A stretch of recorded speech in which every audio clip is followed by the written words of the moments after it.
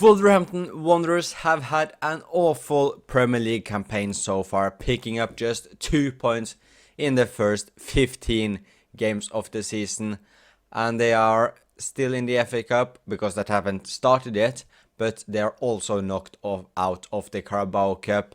So let's start our Wolverhampton career mode here. Hopefully we can save them from relegation and make them one of the better sides in England. And this is how the Wolverhampton team is looking. We only have we have 23 games to save Wolves from relegation. Hopefully we will not go down, but if we do, we will just go straight back up. But this first episode here will just have the focus on trying to stay up with this Wolverhampton team. And as we are not in the general transfer market yet, we can't sign any players, so this is what I feel like is our strongest 11. Between Jose Sa and Sam Johnson, I will actually stick with... I don't really see any difference between them, so I'll just stick with Sam Johnson.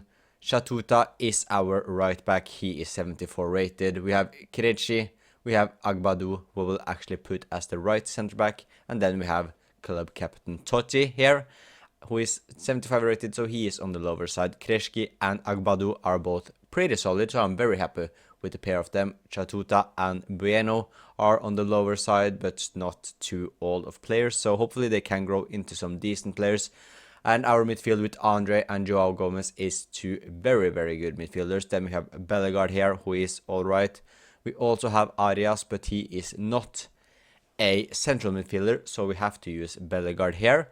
Then we have Jørgen Strand Larsen and also Arukadare as our two strikers. We will stick with the 5-3-2 formation at the start, maybe throughout the whole full season here at Wolverhampton. I am a bit unsure about what formation we will use next season, but yeah, hopefully we can do some magical work with this Wolves team. So here we can see the table: 15 games played, 0 wins, 2 draws and 13 losses. Wolves have only scored 8 goals and conceded 33. So this will be, yeah, if we can pull this off, it will be just the craziest escape ever with this horrible start to the season. And compared to previous videos or saves I have done, I will try to keep this series a bit more realistic. If I get some good offers for some different players, I will not just reject every single one of them.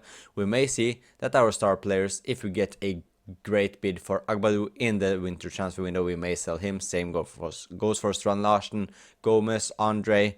So I want to mix things up. I want to focus on like having more fun on the saves and not just try to get the craziest teams ever with like the original players from every team. So this will be like a new start to my YouTube channel, and hopefully I can stay consistent this time, as we are of course starting with this Wolverhampton career mode. But now let's just get straight into the first game, which is against Arsenal. And yeah, it will not be easy. It will be very, very difficult. We have, let's just see how many games we have before the market opens. We have 4 games before the transfer market opens, and I think we will be a little bit busy there. But let's start off with an away game at Arsenal. It's a perfect way to get a shock win in the Premier League. The first game as the Wolverhampton manager, and it's against the league leaders, first place against 20th place. It will be difficult, it may be impossible, but we will try our best at Emirates Stadium. And it's Arsenal just going straight up the attack. Please do not concede our first shot on target.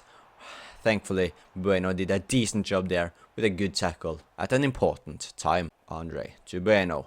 He finds Gomez. Joao Gomez, one of the key players in this Wolverhampton team, tries to cross it. Saka blocks it. But now Trossard gets past Agbadou. Kreshki, can he save us? He cannot. Trossard keeps the ball. I don't know what the hell he is doing, but he finds Miles Lewis Skelly. Skelly to Merino. Merino to Declan Rice. Rice finds Ødegaard. Ødegaard with a good ball. It's good football from Arsenal, but a big save from Johnston. Rice to Merino, and another great save by Johnston, who has kept us in the game so far, despite playing just 18 minutes. Chatuta, Strand Larsen.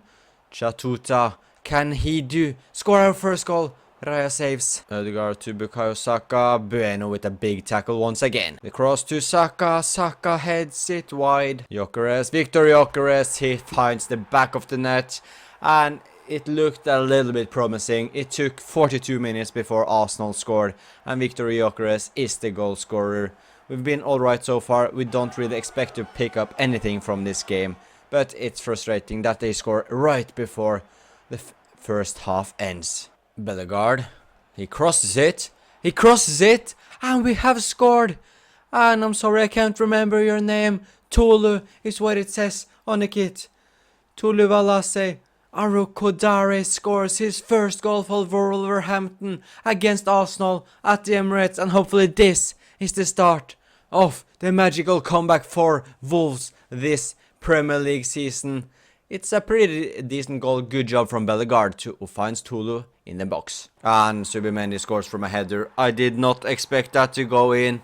And one of the smallest players inside the box scores the header. And this may be a reason why Wolverhampton are where they are in the table.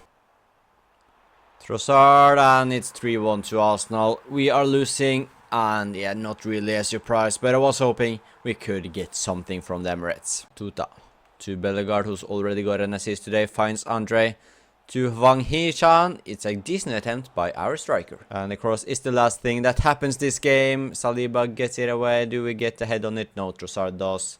And then we can just kick this away. We lose our first game at Wolverhampton. However, these aren't the matches we need to win. We need to beat the teams around us, or above us really. The teams that are just around the relegation zone. And I do not like this. Joao Gomez has got an offer from Newcastle, and considering he's one of our better players, Newcastle have made a bid. I will negotiate with them, unfortunately. And with him set to go, we will play at least one more game with him. We need to find a replacement for Joao Gomez as well. And I think I found the perfect replacement for Joao Gomez. And it's Joe Willock from Newcastle. We will get him for around 10 to 12 million pounds. So it's a cheap one. He's English. He is, of course, central midfield, which Joao Gomez wasn't. He was a defensive midfielder. But since Joao Gomez goes to Newcastle, they will need to get rid of one. And we will get Joe Willock. Hopefully, he can be a good signing for us. And here is Joe Willock, our new central midfielder. I'm very happy with this signing. He's a player I can see go down with us if we get relegated to the Championship as well. And it's also more than good enough to be a Premier League player. And what a game this is. It is Wolves against West Ham, the two bottom teams in the Premier League, but we can see we are 14 points behind the Nottingham Forest team, who are 17, so it's looking like it will be relegation here for Wolves, but we can at least try. If we pick up 3 points against West Ham here, it will be a big win. And we are also throwing in Joe Willock straight into the starting 11 because we need something new in this team. Paqueta to Callum Wilson. Callum Wilson shoots. Johnston, another save for our English goalkeeper. And Joe Willock looking to make an instant impact here. It is Chachuta who makes the run. Chachuta tries to find Tolu, but no, Wan-Bissaka with a crucial interception. But we keep up the pressure. Joe Willock tries a long-range shot. Andre with the corner, Kreshki, and we are putting all kind of pressure on West Ham so far. Bueno, and another save. Chachuta joining the attack again. He's been very good so far. Strand Larsen, and there it is. Our Norwegian striker looking to find the form he had last season. And this is hopefully the start of his revival in the Wolves kit. Chachuta once again. He's looking for Tulu in the middle now. Strand Larsen again, and he can't shoot the ball for some reason. Strand Larsen to Joe Willock. Joao Gomez to Hugo Bueno. Hugo Bueno gets past one, finds Tulu. Tulu to Strand Larsen, shoots. He almost scores again. And it's been all Wolves so far this game. Tulu, he hits the crossbar. Strand Larsen with the rebound, hits the crossbar again. And I can't believe it. We've been absolutely phenomenal this game against West Ham. And hopefully this is the game that builds us confidence. And hopefully is the start of our insane turnaround. But first we need to just win this game, get this over the line. Joao Gomez on what can be his last Wolves game finds Tulu, but no, a poor pass from our striker. Jørgen Strand Larsen again. Strand Larsen shoots and Hermansen saves. Been the story of the game so far. Ward-Prowse to Callum Wilson. No. Callum Wilson scores. And we have conceded very late in the game. Gomez. Strand Larsen. We have maybe one last attack here. Doherty to Bellegarde. Bellegarde. No, Hermansen with another save. I can't believe it. He has been so good for West Ham. And if it wasn't for him, we would have won this game very, very easily. But we still got the ball. Hwang Hee-chan. Agbadou. I need some more movement. Van Hee-chan. No. We have one last corner. Andre to Kreshki. No, that's it. That's game over. We have lost it. Or not lost it, but we lost 2 crucial points. And we lost our first, what could have been a win this season against West Ham, who were 19th. And we can see that Kijana Hoover has gone to Copenhagen at the end of the season on a free transfer. And unfortunately, Joao Gomez has left us, which is completely understandable. He's gone to Newcastle. And yeah, we are losing arguably our best player. So I think we need to look for another midfielder to replace him, because he's that good. And we really needed a midfielder anyway. So let's go on the look for another midfielder to this Wolves team. And this is the player we will go for. It's more of an offensive midfielder. It is Mario Stroiknes from Anderlecht. He's just 21 years old, 75 rated. And he is a very, very good talent who, if we go down, I am sure will join us in the championship as well. And here is our new talent to the team. It's Mario Stroiknes from Anderlecht for around £14 million. And we have been a much better team in the last few games. After now 29 games played, we have 4 wins and 7 draws and 18 losses. We are just 3 points behind the West Ham. However, the sad part is that we are 10 points behind Brentford, who are now 17th in the league. So we have almost closed down on one team, but we need to get past 2 more, or we need to get past 3 teams.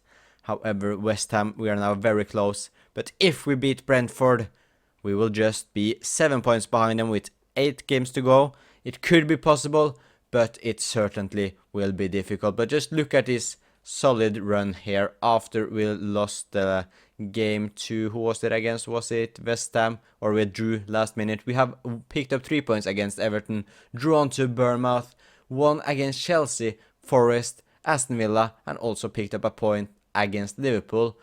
So the last 9 games will be crucial, and this one right here against Burnley and Fulham, these 2 I am sure will be very, very crucial if we can pick up some decent amount of points against Brentford, Arsenal, West Ham, Leeds, Tottenham, Sunderland and Brighton. But now let's pick up the 3 points against Brentford. It's crucial. And Brentford get the first chance, and Johnston with a huge save from Castellanos.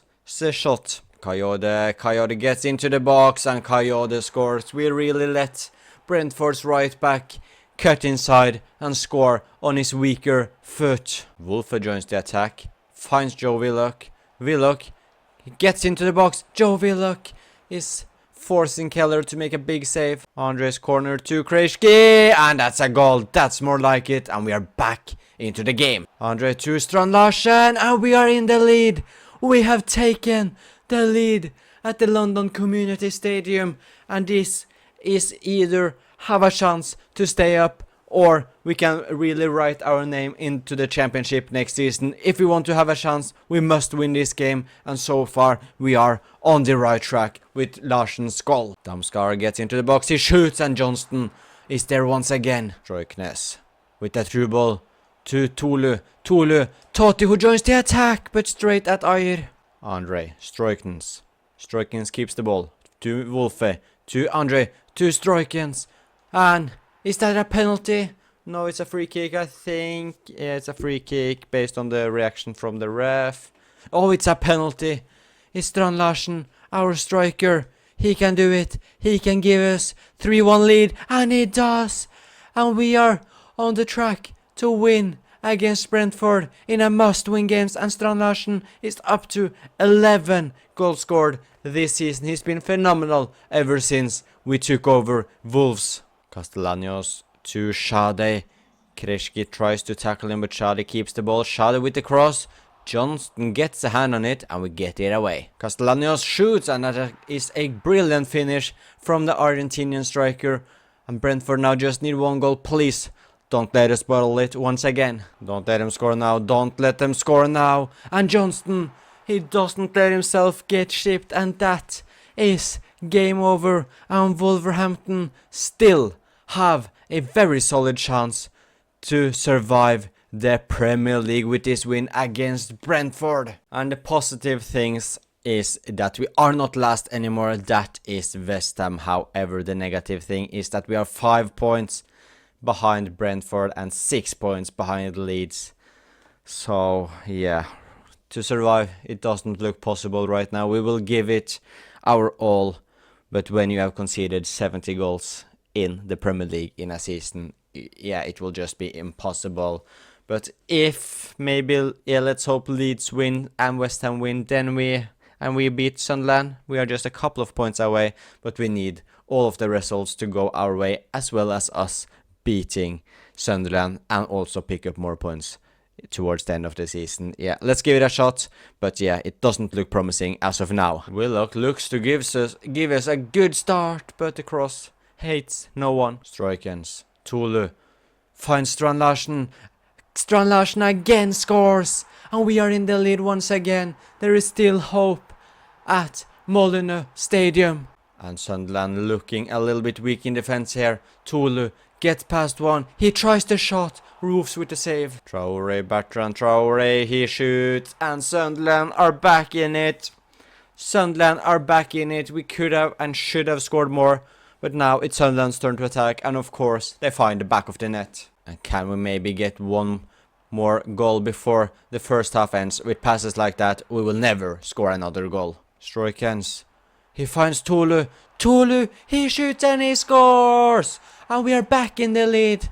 And the hope is back at Molineux with the goal from Auro Kodare. Sunderland on attack again. Noah Sadiki heads it wide. Bellegarde finds Stroikens, and we have scored a third one. Wolverhampton may have secured the 3 points here with a goal from Mario Stroikens. Larsen finds Wolfe. We are looking to score another one. Wolfe tries it himself, and oh my word, maybe that's why he's a left back. Xhaka to Brobbey, and Johnston is for some reason not saving that, and Sunderland might have a chance to pick up a point here. And Sunderland with the last chance here. Please do not let him score. Do not let them score. Noah Sadiki, he gets past one. Kreshki with a crucial tackle to Mukiele. Mukiele, Xhaka, he shoots, and Johnston saves it. And that can be a match. It probably is a match-winning save if we can clear it. Yes, it is. And that can be the save that maybe helps us to stay up in the Premier League. And it looks like, unfortunately, it will lead to nothing. Brentford are 5 points ahead of us. And yeah, with just 9 points left to be played for, and Leeds have also just flown away. So yeah, maybe there is a slight chance. However, Brentford also have just played 34 games while we have played 35. It looks like our great form will potentially lead to nothing. We have 3 more games to go. Brighton, Fulham and Burnley. And we will be back on the game against Burnley. And hopefully it will be something to play for there. And I can't believe it. I can't believe it. We have won both of our games against Fulham and Brighton. And now we have a real chance of staying up. We have not yet. We are on the way to do the impossible. We will take on already relegated Burnley, who are just far up behind us. With nothing to worry about. While Leeds will play against West Ham, which they will probably win that. But Sunderland have Chelsea. Brentford have Liverpool. And Liverpool don't have anything to play for. Chelsea, do they play for a Champions League or Europa League place? and we can actually do it. I can't believe it. Our January transfer business was just absolutely phenomenal.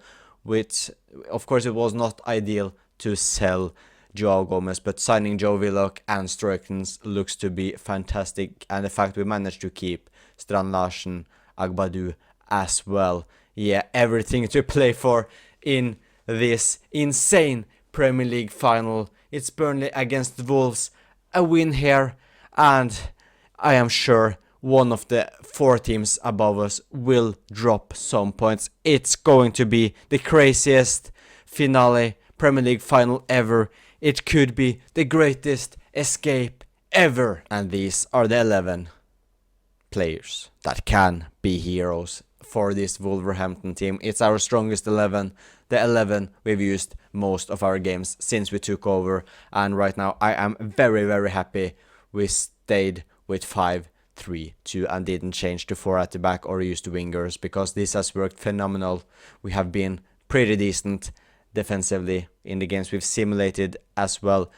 In the games we played, we've conceded a decent amount of goals, but we are creating chances with our counter-attacking tactics. But now it's Turf Moor, Burnley against Wolves.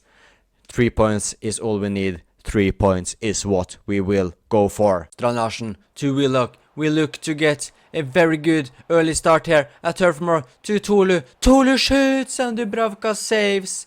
And we are, got to say, we are very lucky we will take on an already relegated Burnley team who doesn't have anything to play for in this final. It could have been a lot worse, but still, we have to do the job. It will not be an easy 3 points to pick up, I'm sure, as Stroikens tries it again, and we already had 3 decent chances at the start here. Cian Fleming tries it, but thankfully for us, it's a horrendous ball.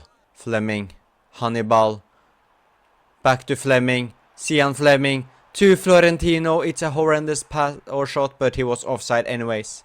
Stroikens, Tolu, he shoots and he scores, and he just rifles it to the back of the net to find his 9th Premier League goal of the season, and this could be the goal that secures us Premier League football for next season as well. And what a finish that is by our number 9. Sorry, number 14. Strand Larsen is probably the 9. Yes, it is. I can't even remember the numbers of our players. I'm that excited to stay up in the Premier League. Unless Burnley do it now, don't go up the other way to score. Just don't do it, Burnley. You're better than that. You are better than that. Edwards, Hannibal, Cian Fleming. And yeah, they just aren't going for it for some reason. And we can just clear it. Fleming, he will, of course, score.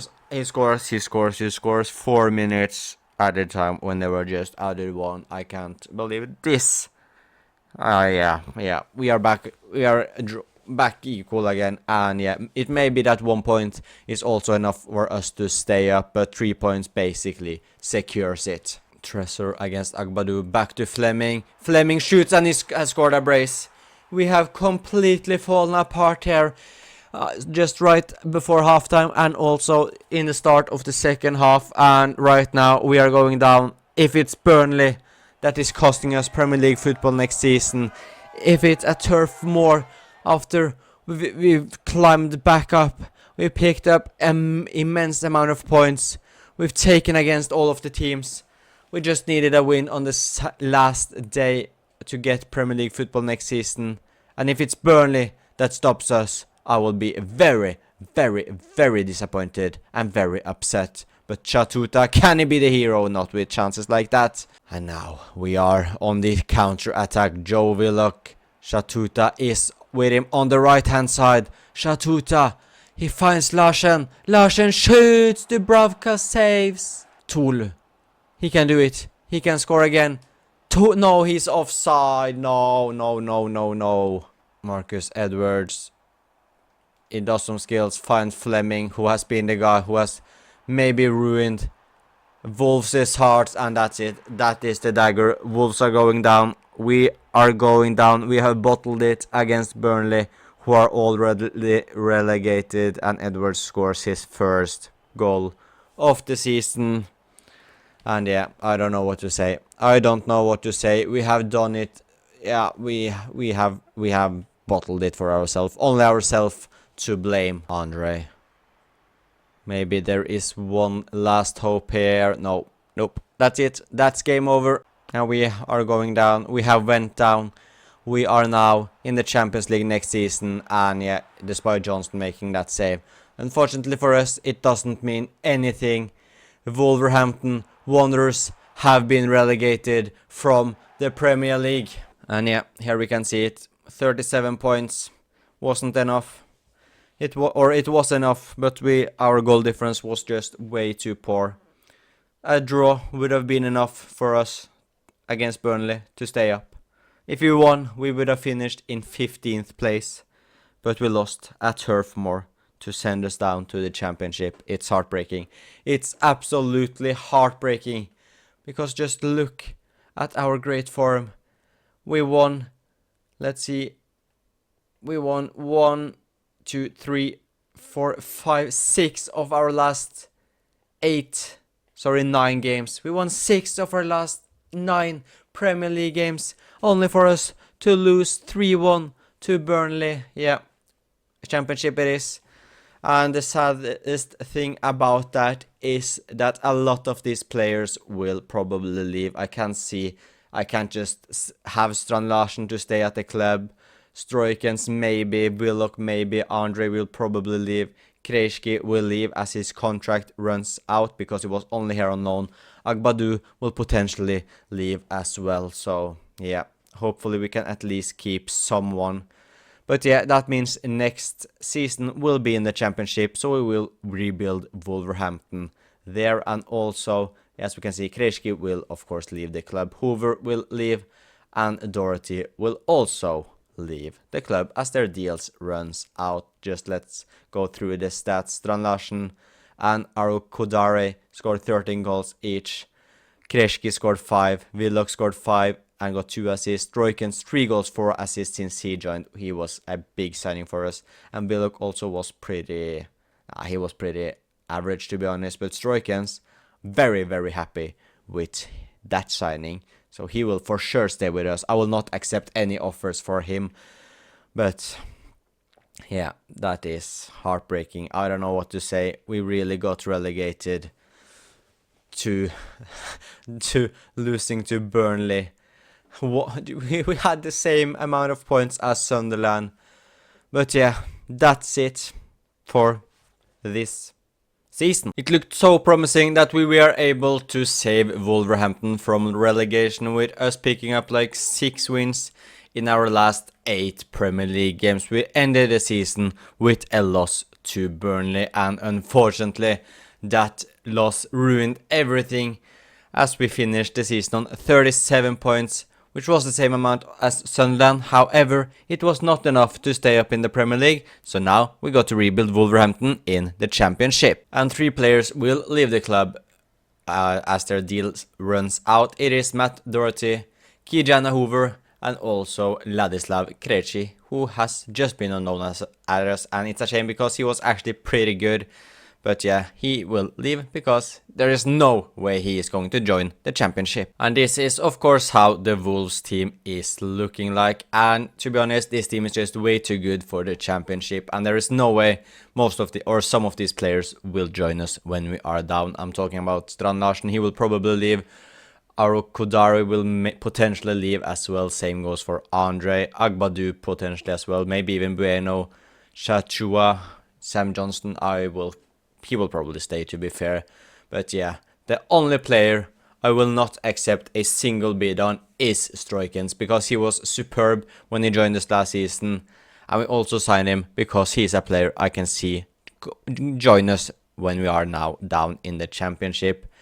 And I'm also considering changing formation to start using wingers and not just 5-3-2. So we will potentially switch formation as well. But first of all, we will see which players will leave the club and maybe who will sign as well. And here we've already started with the sales, and Jose Sa has been sold and he has joined Rapid Wien for 2.5 million, and this is first of many sales this transfer window. And sale number 2, it is Lambikisa, who has gone to Turkey and joined Rizespor. And the sales are just continuing, and now Hugo Bueno has also left the club and he has gone to France and joined Lorient. Strand Larsen has also been sold and he has got a big move to Tottenham Hotspur. Totti has gone to Bournemouth. Santiago Bueno has gone to Serie A and joined Fiorentina. Daniel Bentley has gone to the Netherlands and joined AZ Alkmaar. Boubacar Traore has gone to Spain and gone to Rayo Vallecano. And another huge sale here as Andre has joined Galatasaray for 30 million euros. Sasha Kalajdzic, however you say his name, has gone to Everton. So with all of the sales we have made, this is how the current Wolverhampton team is looking. We have changed formation to a basic 4-3-3 simply because we are now in the championship. We are one of the favorites, if not the favorite, to go back up to the Premier League, and then there is no point to play the defensive football here. We are here to dominate games, we are here to play beautiful football, and we are here to win football games. So therefore we have changed formation, and I am going to sign a couple of players. However, I will not sign a lot of players despite all of the sales we have made, simply because we are just trusting the players who are here. They showed last season that we are a pretty solid team, because we of course took over Wolverhampton after they had just 2 points in 15 games and we were so close to stay up. But yeah, we will sign a couple of players, but I'm very happy with that team that is currently here. But now let's get into the signings. And one last thing as well, Marshall Munetsi will also leave the club. I have no idea where he will go. I have accepted like 4 or 5 offers for him, so he will also leave the club. And the first player I will go after is young English centre back Charlie Hughes. He's fast, he's got very good physical and alright defending, just 22 years old and 75 rated. So let's just get his contract agreed. And here is our new centre back Charlie Hughes, who's joined us from Hull City, and Mosquera has gone the other way. Charlie Hughes here, signing from Hull, 8 million plus Yerson Mosquera. And our second and final signing for this summer transfer window, it is Romain Esse, who I will sign to be used as a left winger. He's fast, he's got decent or pretty solid dribbling, he can shoot, considering he's just 74 rated, and looks like a very exciting player. He struggles to get game time for Crystal Palace, so let's let him take the step back down to the championship and join Wolverhampton. And here is Romain Esse at Wolverhampton. Welcome to the club, to our new left winger, who we signed from Crystal Palace, and he costed us 10.7 million euros. And looking at the squad, we don't have a single backup goalkeeper. We just have one goalkeeper in Sam Johnston at the club, so we definitely need to sign a new goalkeeper as well. So I'll just find a backup who is pretty young, who can stay here for like the decent amount of years. And the goalkeeper we will sign is just Sol Bryn, 69 rated. He's from Middlesbrough, 25 years old, nothing spectacular about him. He'll probably not even play a single game. We just needed a goalkeeper in case Sam Johnston gets injured. And here he is. Welcome to Wolverhampton, to our new backup goalkeeper, Sol Bryn. And also one last thing, I am going to look to sell Fer Lopez from this team. I just can't see a 22-year-old Spanish creative player stay at Wolverhampton in the championship. And I will also look to sign either Gonzalez or Chireva, because we don't need 4 left wingers at the club. But yeah, I will get rid of them. So I'll just put them on the reserves, and then we will go through the team. And I'm pretty happy with the team as well. And of course, Munetsi is also leaving.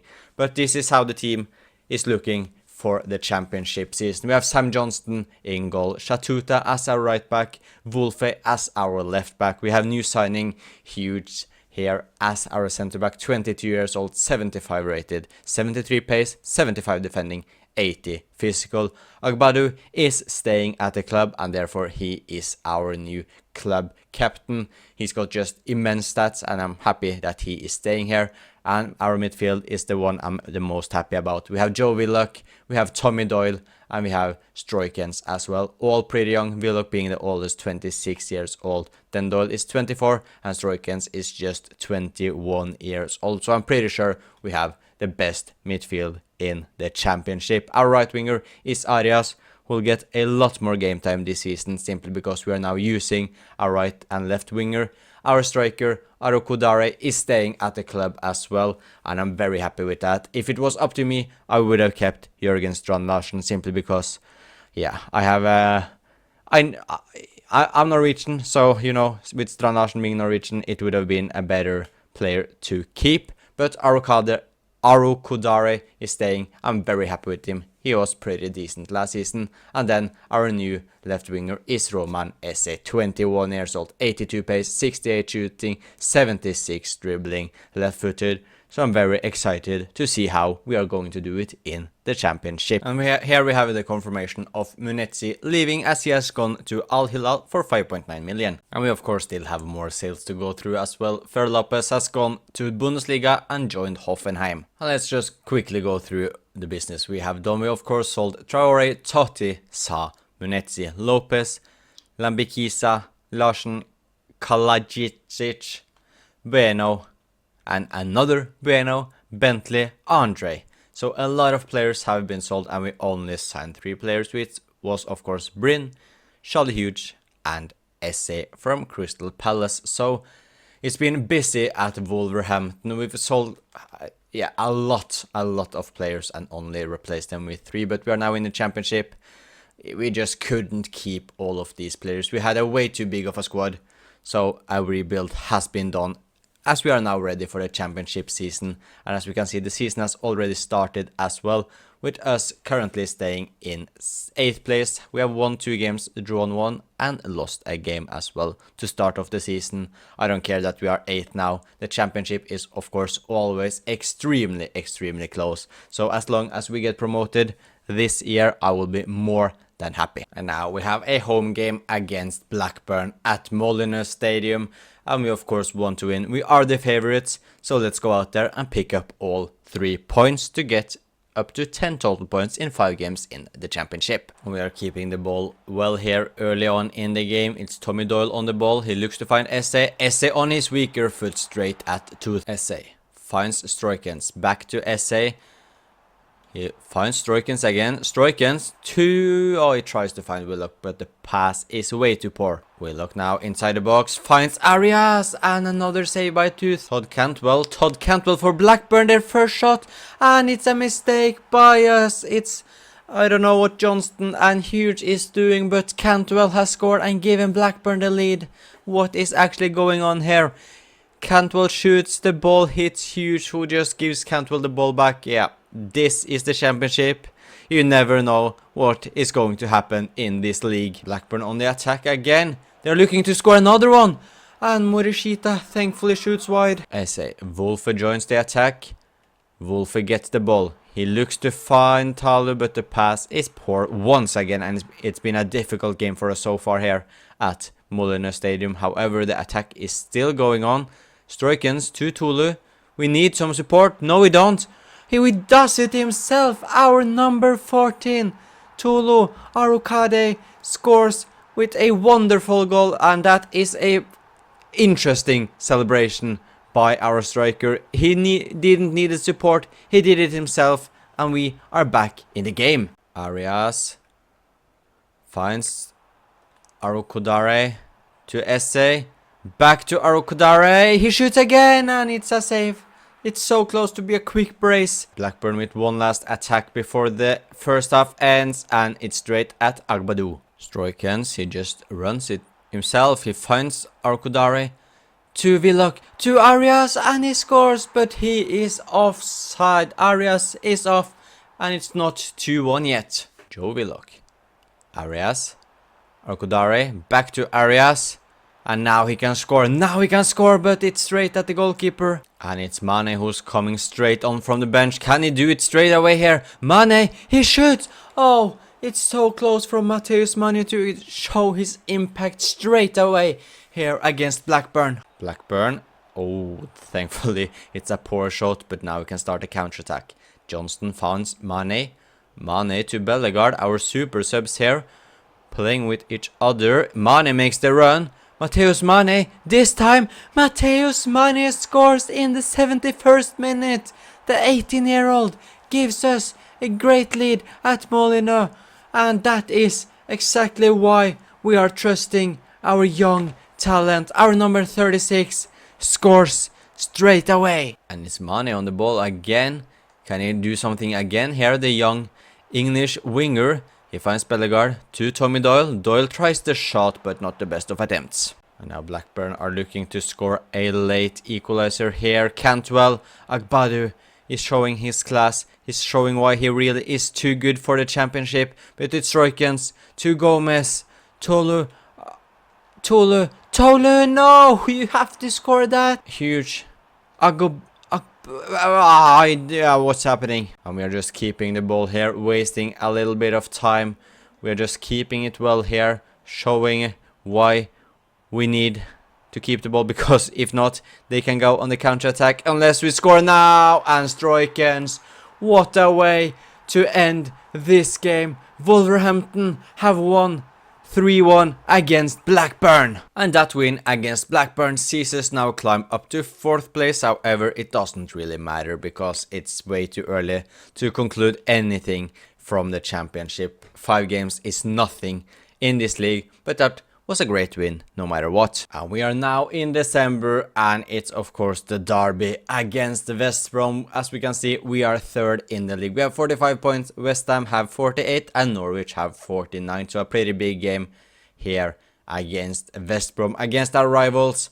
But I am sure we can win. I am actually going to put Arias on the bench for this game and give Mane the start, simply because he was insane when he came on against Blackburn. I know that's a while ago in the game, however that was the last game we played together. But yeah, Mane deserves a start in the derby. And it looks like we will get the first attack here. It is Willock who finds Mane. Mane back to Willock, Joe Willock, and he just runs outside of the pitch. Fair enough, Joe. It's now Doyle on the ball, finds Stroikens. And we are just very wasteful in the first 12 minutes of the game so far. We are trying again. Mateus Mane gets past, or tries to get back past Styles. He keeps the ball here. Doyle to Esse. Esse to Stroikens, but another attack where we just wasted our opportunity. And Tolu wins it. Finds Mane. Back to Tolu. Tolu, he shoots. And he can't score. Doyle with the corner on Agbadu, and he scores. The captain of Wolverhampton scores and celebrates in the face of the travelling West Brom fans. Stroikens, Willock, back to Stroikens, and it's straight at Meffem. Now, are West Brom going to look to counter? No, they are not. They are just taking their time, which suits us perfectly, because we are, of course, in the lead in the derby. Mane finds Willock again. Willock, he tries his luck, and it's a decent attempt by our midfielder. Tommy Doyle to Willock. Willock to Esse. Esse this time, he tries to go past the keeper, but fails to do so. And we win the ball again. Tommy Doyle. Tommy Doyle to Esse this time. Esse. Esse, no, he can't score now either. Can the corner saves us again. Agbadu! And he scored a brace.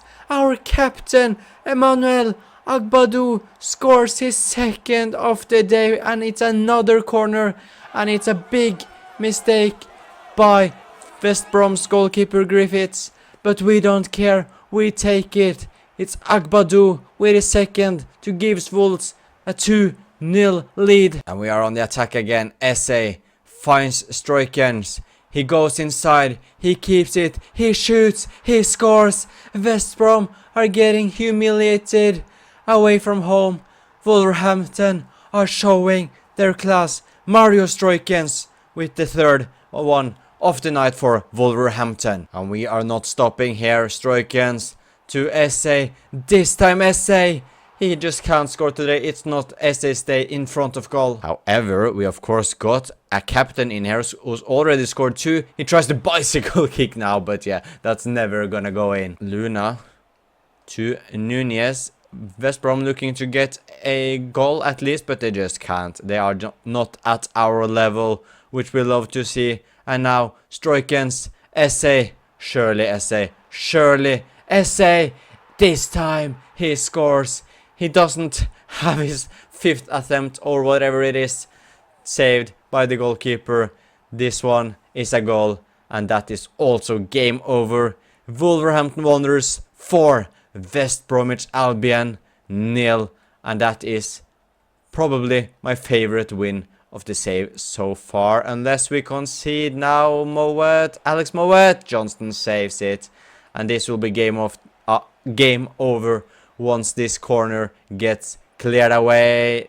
They miss. We have won a huge win at Molineux Stadium. And that win sees us stay in third place. Norwich and West Ham also won their games, which is expected considering they are on top in the championship. And we are now in the transfer window once again. It's the 1st of January. We are in 4th place with 2 points behind Leicester, who are 3rd, and 5 points behind Norwich, who are of course in an automatic promotion position, and 7 points behind West Ham, but we have a 7-point gap to 5th place Burnley and also 6th place Birmingham. So I'm actually not going to do anything in the January transfer window. I do think our squad is good enough to go up. If that's automatic or via the playoff, I don't really mind, but I'd rather just keep the players who are here now and use the money when we hopefully are promoted to the Premier League instead. It's Wolverhampton against Norwich, is 3rd place against 4th place, and it's an absolute insane game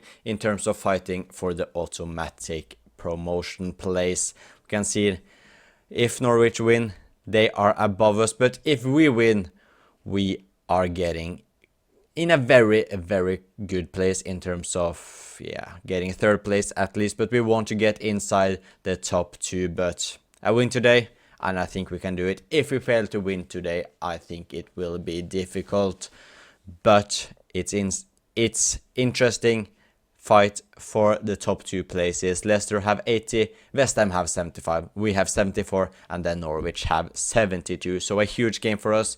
Let's go and beat Norwich, and hopefully everyone is fit and ready for the fight. They are not. Hughes, I just can't start a player with 53 fitness, so Giga with 72 will start instead, and I'm also actually giving Bellegarde the start, and Mane, I'm just gonna stick with Arias for this game right here. Josh Sargent to right. Norwich are controlling the game so far in the first 10 minutes. It's out to Diallo. Diallo gets past one, finds Sargent. Sargent's back to right, but a good defending from our captain Agbadu, and now Arias can use his pace. Use your pace, just run Arias, run. We have support in Bellegarde. We find Willock instead to Bellegarde, to Esse. He looks to find Tolu, but just like the start of last game, we are just way too wasteful with the last pass, but we win it. We find Bellegarde, he shoots, it's blocked, but it's a corner. Hopefully we can create something from this. Agbadu scored, of course, 2 against West Brom. Can he continue it?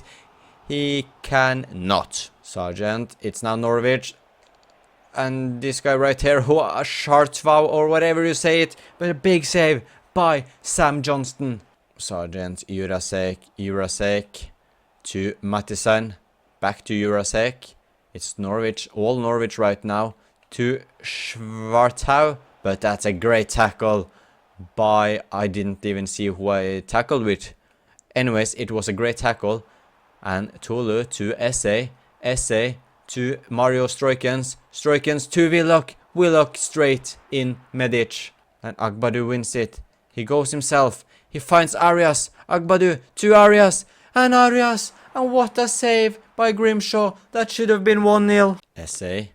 Stroikens makes the run, and so does Tolu in the middle. Tolu to Willock. Willock with a poor scoop turn. And now Norwich are on the attack again. It's not been our game so far, and that is very disappointing considering how much this game means in terms of the fight for automatic promotion. But now Arias finds Tolu. Tolu, he shoots. Tolu Arukodare scores. And he gives Wolves a massive lead against Norwich. Gomez. Bellegarde finds Wolfe. To Shatuta. To Stroikens. It's good playing by us.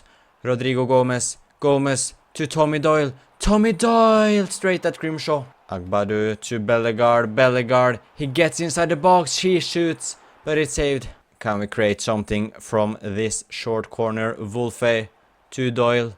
Doyle to Agbadu. He shoots this time straight at Grimshaw. And this should be game over, right? Or do Norwich have one last chance? They do not. We have won a big 1-0 win against Norwich. This one is huge for the rest of the season. And we can see that Leicester have lost, West Ham have won, and we are just 1 point behind automatic promotion and just 3 points behind league leaders Leicester City. So it's all to play for in the last 9 games of the championship season. And it's just 1 game left of the championship season, and let's take a look at how the league table is. It's away to Luton, but that game doesn't really matter at all because we have 99 points.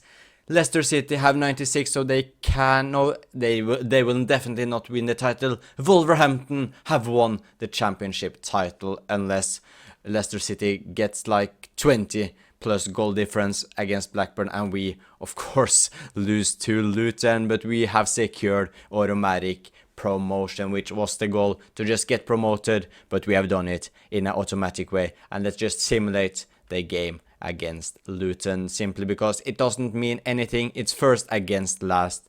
Let's quick sim it. Let's get the 3 points right. 3 points right. Yes, it's 4-2 win, and we have won the title. Wolverhampton are straight back to the Premier League by getting 102 points in a season, which is just very, very good. We just lost 4 times, 93 goals scored, just 41 conceded. That is brilliant. And here we can see we are celebrating the big league, or not really big league title. It was expected that we were going up, but we won the league title, which is very, very nice. We are the champions of the championship and Premier League football. We will see you next season. And this is how the team is now looking after a season in the championship. And I expected, to be honest, a little bit more growth for some players such as Wolfe, for example, Doyle as well, maybe even Joe Willock, and Shatuta as well. Although we were in the championship, they had a poor season last year considering we got relegated. But yeah, we of course still Johnston 77, Shatuta is also 77 rated, Agbadu is still at 80, Huge has gone up to 78, Wolfe is up to 76, Stroikens is now 82 rated, and our highest rated player with Arokodare, Doyle 77, Willock 78, Arias 79, Arokodare is up to 82 rated, he has been very good this season, and Esse is up to 77, same as Gomez, Bellegarde as well, and yeah, Mane, he got some minutes this season, but I mean, he probably didn't play a second apart from in the games I played myself. And here we can take a look at the stats of the players as well. Sam Johnston, 48 games, 16 clean sheets. Wolf played a lot. Agbadu scored 5 goals and got 2 assists from centre back. Hughes also played a lot, 44 games from him. Shatuta, 46 games, 1 goal, 1 assist. Bellegarde played a lot, same for Willock. Doyle played 38 games but got 9 assists, and Willock scored 11. But Mario Stroikens, 50 games, 16 goals, 8 assists, 9 goals from Gomez, 6 from SA. Mane, 8 games and 1 goal. Arias, 12 goals and 5 assists from the right wing is pretty alright. Not spectacular considering it is the championship, but it's decent. And then we had Tolu Arokodare, 46 games, 29 goals and 2 assists from our Nigerian striker, and he will probably grow very well next season when we are back in the Premier League as well. So a pretty good season by most of our players. Looking at the ages of some of our players as well, Johnston is on the older side, so we'll probably look to sign a goalkeeper. A centre back is also, I probably will look to sign a centre back as well, because let's take a look at the squad again. We are of course in the Premier League, or maybe not a centre back, at least a goalkeeper, a first choice for Johnston, a left back or a right back I think as well, maybe even a new midfielder. and potentially a right or left winger as well. So at least 4 signings will potentially or probably be made in the next season or in the next transfer market when we are back in the Premier League. So if you have any suggestions, please let me know down in the comments down below. But that is it for this episode in the Championship, and as we can see, we of course won the title, which is brilliant. All we cared about was getting promoted, and we did so by showing our absolute class here in the Championship. So yeah, it was a success by rebuilding the Wolverhampton team in the Championship. Next season we are back in the Premier League, of course. Last season saw us getting automatic promotion straight back to the Premier League from the Championship by hitting 102 points. So we are now back in the Premier League, and let's just get the transfer window started. And the board has set us the target of finishing mid-table in the Premier League, which means we have to make some upgrades to the squad, because our squad is pretty alright, but I think we need some improvements in order for us to be a mid-table Premier League side. Our defense is maybe on the weaker side, along with Sam Johnston in goal.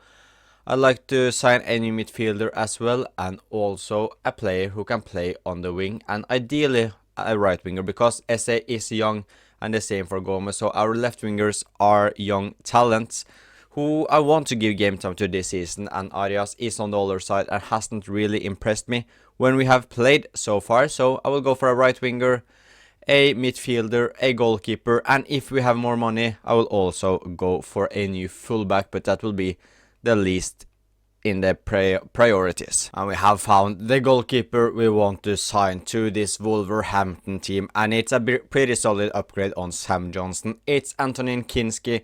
He's just 24 years old, 79 rated, and it's time for him to become a first choice goalkeeper, because at Tottenham he's just a backup, and as we can see, we have got a 20 mil bid accepted. So now let's just agree contract terms with the goalkeeper. And here he is at Wolverhampton. Anthony Kinski is our new goalkeeper, and I'm very happy with this signing. He's here to be an improvement on Johnston now, and also here to stay for a long time. So Anthony Kinski, welcome to the club. And with one goalkeeper joining, one has to leave, because there are no need to have 3 goalkeepers at the club.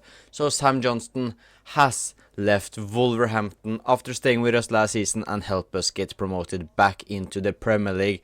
And as we can see, he has got an interesting move to Mallorca. And the next player we are going to sign is João Cisse from Ipswich. Ipswich got himself relegated last season, so I feel like it's kind of a realistic signing that way, as he's young.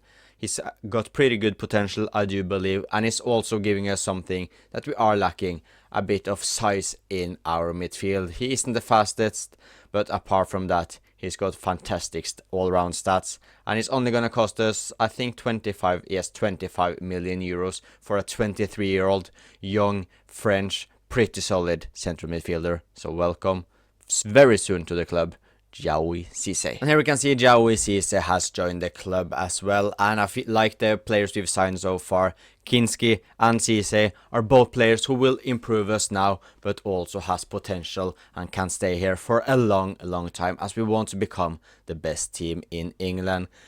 And yeah, another signing I am very happy about. And then we are gonna go for the biggest signing this transfer window, and the biggest of the save so far. It is former Wolverhampton player Francisco Trincao, who has actually moved to Real Madrid in this save. He will cost us 45 million euros, so that is a pretty big sum for a player who has failed at Wolverhampton earlier in his career. However, he has been at Barcelona and got himself a move to Real Madrid now, which is a bit controversial, but he isn't getting the game time he wants at Real Madrid, because players like Arda Güler, Jude Bellingham, Franco Mustetano are ahead of him. So he wants to become a first choice player once again, and why not bring some Portuguese greatness back to Wolverhampton, and hopefully he can now show how he has developed as a player and help us become a European side again.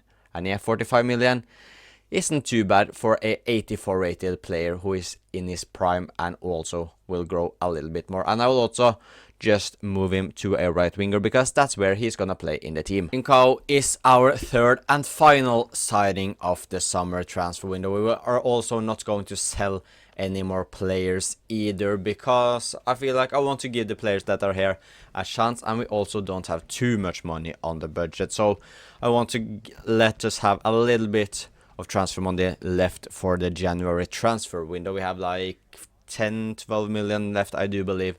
So we are ending the transfer window business with the new number 7 at the club, Francisco Trincao. So this is how we will line up going into our first season back in the Premier League. And looking at the team, I think maybe top 14 place is what we should aim for, between 14th and 10th place maybe. Because we will of course grow a little bit because we don't have the oldest team in the league. However, it will be difficult to get any on the top half of the team. But Kinski is here, 24 years old, 79 rated, a big future ahead of our new goalkeeper. Shatua is still here, he's rapid and physical, and he is just looking pretty good. 26 years old, now 77 rated. Agbadou is staying at Wolverhampton, the club captain. He's now up 30 years old but 80 rated, and his stats are just fantastic. 82 pace, 80 defending and 84 physical. Hughes is still his partner, 23 years old and 78 rated. And our lowest rated player is Wolfe, the 25-year-old Norwegian, is our first choice and only left back in the team. So if he hasn't grown a bit, we are going to look to sign a fullback in the January transfer window. But I want to give Wolfe the chance this season. And our midfield is Joe Willock, who is signed when we were in the Premier League in the January transfer window in season number 1. He's now 27 years old, 78 rated. Our new midfield signing, Cisse, 23 years old, all round. Stats are very good and is 78 rated. So a big future for him as well. And then we have one of our star players in the team, our creative midfielder, Stroikens, 22 years old and now up to 82 rated. And he has just been immense since he joined us. In the same transfer window, we signed Joe Willock. Our left wing is still Esse. We also have Gomez on the bench, of course, but Esse is the one I think will be our starter, 22 years old. And yeah, hopefully he can grow pretty decent this season. Our new right winger, Francisco Trincao, 27 years old, very good offensive stats. And yeah, hopefully he can now have a better time at Wolves than he did when he were here earlier in his career. And then our Kodare is still our striker, 82 years old. Not 82 years old, he's 82 rated and 26 years old. So he is getting into his prime, and hopefully he can show his strength, physical and power in the Premier League, being 6'6". Our bench is also pretty solid with players like Brin, Lonwijk, Giga, Lima, Bellegarde, Doyle, Gomez, Arias, Fang Hichan, and then we have Mane and Gonzalez in the reserves as well. So we don't have the biggest of squads.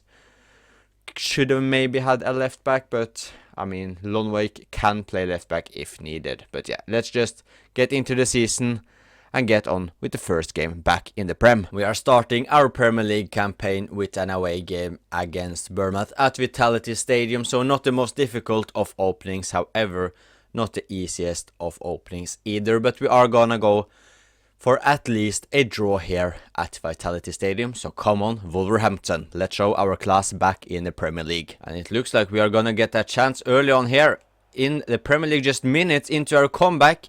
It's Esse finding Wolfe, back to Esse. Esse finds Arokodare and he tries to find Joe Willock, but a poor pass from our striker. And we win the ball again, and Bournemouth have been pretty poor so far. It's Cisse to Arokodare. He finds Trincao. Francisco Trincao, he scores just 25 minutes into his Premier League comeback. Our marquee signing of the summer transfer window ahead of our return to the best and biggest division in world football scores, and it's a great finish by our number 7. But Bournemouth are looking to answer back early on.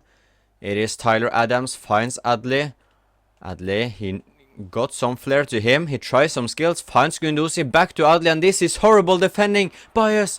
But Kinski makes his mark on the game as well. Our 2 signings, 2 of the 3 signings so far have already made a huge impact in the first game here, and maybe we can score from the counter-attack. Stroikens and Tolu. It's offside anyways. Stroikens, Tolu, Arokodare makes the run. Arokodare straight at Petrovic. Wolfe now, but Gunduzi blocks it, and hopefully Bournemouth won't make anything from this counter-attack. And Wolfe, that's a professional tactical foul by our Norwegian left back. Adli, Antoni Semenyo, what is he gonna do? He finds Adli, and Bournemouth equalize 1 minute after additional time, and that's not the end of the first half we wanted. Joe Willock finds Francisco Trincao. Trincao finds Stroikens, he shoots, and what a goal that is by Stroikens, and he does it with his weaker foot as well, and Mario Stroikens with an absolute banger to give Wolves the lead once again. And just look at this goal, his first touch is pretty alright, but that finish is magical by Stroikens. Bournemouth on the attack again. Adli, and thankfully it's wide. Stroikens with a good through ball to Esse. Roman Esse. Petrovic saves it again. And we need to hold on here because an away win at Bournemouth would be a perfect start to the Premier League. And can we get the ball away? Kinski is showing his calmness right there. And now we can show our class at counterattacks again. Tommy Doyle. Arias now, who has fresh legs on the wing. Arias against Fran Garcia. Arias cuts inside. He finds Stroikens. Stroikens shoot. The Akate blocks. But we still got the ball here. Tommy Doyle. Back to Arias. Finds Doyle to Stroikens. Stroikens to Gomez. Gomez from the bench, and another save by Petrovic. Trincao, can he try his long range shot? And Bournemouth are looking to get their last chance in the game. Traore against Agbadou. Agbadou, he can't win the ball. Scott to Trincao, and that should be game over. We maybe got one last chance. We don't, but we don't care. We have our first 3 points in our Premier League comeback. Our return to the Premier League has gone fantastic so far. After 9 games played, we are 7th in the league, having picked up 5 wins, 1 draw and 3 losses. That sees us staying with 16 points, and we are in the battle for Europe as of now. Although I wouldn't get our hopes up too much, as it's still very, very early on. But it's good to see that we are far away from the relegation mix as of now. And if things can continue and we can pick up a top 10 place, I would be very, very happy with this season. But next up is Newcastle. A win against them and we will go ahead of them in the table. A loss would see us fall a bit behind the fight for Europa and Champions League. But it's a difficult game. It is a home game. Yeah, it's a game at Molineux. So we definitely have the chance to pick up all 3 points. But well, as long as we just continue our form, I wouldn't be too mad if we even drop some points here. I just want to see us continue what we are building, play some good football, and hopefully score some goals as well. But of course, if we can win, that would be pretty huge. And it looks like we are gonna get the first chance of the game. Stroikens to Esse. Wolfe makes the run inside the box. Wolfe to... he still got the ball. Tolu. Trincao. Trincao shoots. Trincao scores with his weaker foot. And he gives Wolverhampton the dream start at home against Newcastle with a perfect finish. And in the 2 games we played, we can't even get a replay of the game. In the 2 games we played, he scored 2 goals. But apart from that, he's not scored a single one as of now in his Wolves return. But that is a very good goal. Who finds the net behind David Raya and Francisco Trincao. Another brilliant goal by him. But Newcastle looking to answer back straight away here. Anthony Elanga finds Sandro Tonali. Tonali to Openda. Openda with a good shot, but another brilliant save by Kinski. Can they create something from their corner? Ibanez. Ooh, that's close. We lose the ball in a pretty dangerous position here, and Openda uses his pace, gets past Agbadou. Ooh, Luis Openda with a good finish, and Newcastle are back in it after some poor defending from us, and we lost the ball in a way too dangerous position, and Newcastle are back. Newcastle are looking for another goal here. Apart from our early chance which resulted in a goal, it's been all Newcastle. Jacob Murphy finds Elanga to Tonali. Sandro Tonali, he shoots. Kinski saves. And a corner, they got a dangerous chance last corner. This time, thankfully, we can just clear it out. Trincao looking to do it himself. He gets past one. Trincao, he tries to get past Mavisa once again, but he fails to do so. And Anthony Gordon against Shatuta. Two very fast players. Gordon using his pace and skills. Gordon looking for the cross. Openda gets the head on it. Now Murphy still got it for Newcastle. To Bruno Guimaraes, to Sandro Tonali. He hits the post. Anthony Gordon against Agbadu. Tonali, Guimaraes to Openda. Newcastle are looking to keep on the pressure they did in the first half, but thankfully Openda is offside. Stroikens. Arokodare, Cisse, Joe Willock. We are creating something here, which is pretty good, because apart from the chance we had straight away, we've not created anything. But with passes like that, we will not get any big chances left in this game either. Elanga gets it back. He crosses it to Openda. Willock clears it. Stroikens to Willock. Finds Cisse. Shatuta joining the attack. Shatuta to Tolu. Tolu, Arokodare. Raya saves it. We get the ball back. Esse. Raya saves it again. But we're keeping the pressure up right now, Stroikens. And that's just another horrible ball by Stroikens, who's not been involved in the game at all this evening. Newcastle searching for the late winner. Gordon to Guimaraes to Tonali, and that's an absolute rocket into the top corner. And Sandro Tonali most likely gives Newcastle a win at Molineux Stadium, and that is gonna be game over. And I've got to say, even though we just lost 2-1, Newcastle deserved to win this game 10 out of 10 times, because we were poor today. I think the stats will show that as well. Match facts, yeah, we had 3 shots and Newcastle had 8. They had 56% possession while we had 44. So a deserved win to Newcastle, and I'm a bit disappointing by our performance. And that loss sees us now go down to 10th in the league. It's still a pretty good start after 10 games. I'm more than happy to be inside the top 10. As long as we finish mid-table, I will be very happy with this season. But yeah, we got another difficult game against Spurs. So hopefully we can win against them. We are Tottenham in the table. They are now 5th. And Newcastle have actually got themselves into the top 4 as of now. And we have now reached January and we are still inside the top 10. And we actually got a 4-point gap ahead to 10th place Fulham. So we are definitely in the fight for European football next season.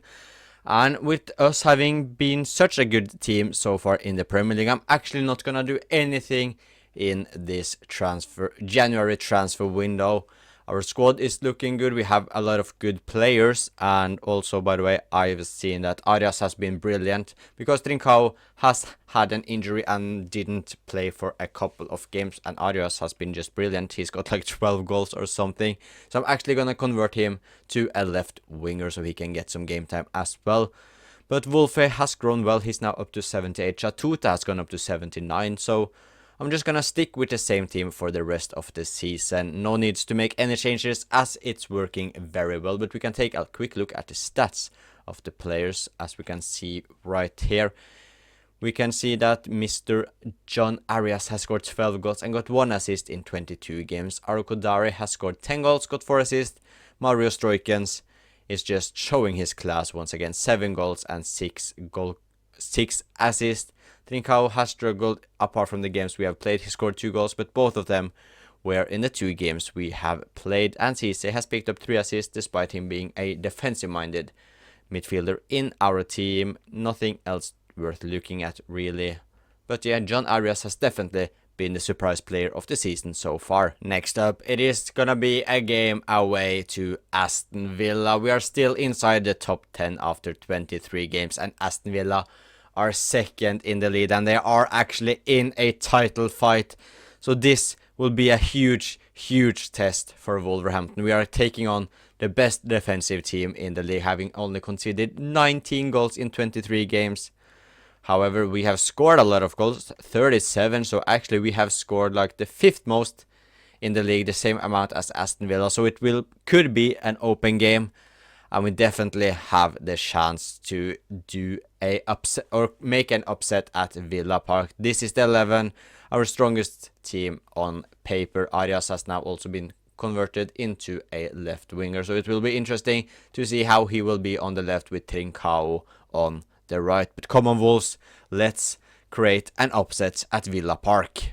And it's Wolverhampton who will get the first chance of the game. It's Cisse to Willock. Willock tries his luck, but Martinez has no problem saving that. Brendan Rodgers to Alexander Sørloth, and this is not a good sign for Wolverhampton, and Villa has gone up straight up the other end and scored, and Sørloth, who scores his 14th goal of the league so far, and Villa has got the start they wanted. Shatuta wins it, and that is a mistake by the goal scorer Alexander Sørloth. Trincao, he just runs with it. Francisco Trincao. Cisse.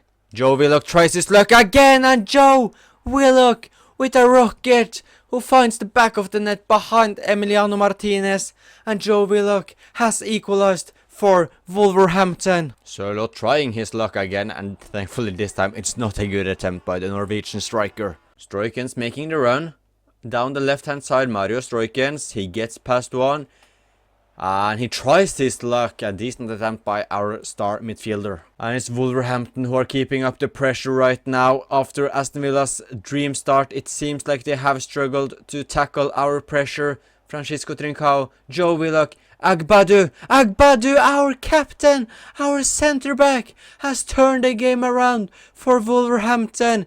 And what a strike that is by our club captain. As we can see the replay once again, I have no idea how EA have messed this up, but that is a finish like the best of the best strikers in the world would do it. Aston Villa now, it's been a rock and roll game so far, and Louis Barry, I think that is, yeah, it is Louis Barry on his first game of the season, scores a brilliant goal.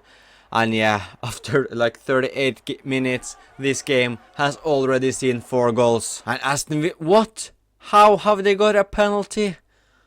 Like, wait, what? We need to look at this. This is never a penalty. We have been robbed right here. Look at this. Look at this. How is this a penalty? I have no idea how to use this. But how is this a penalty?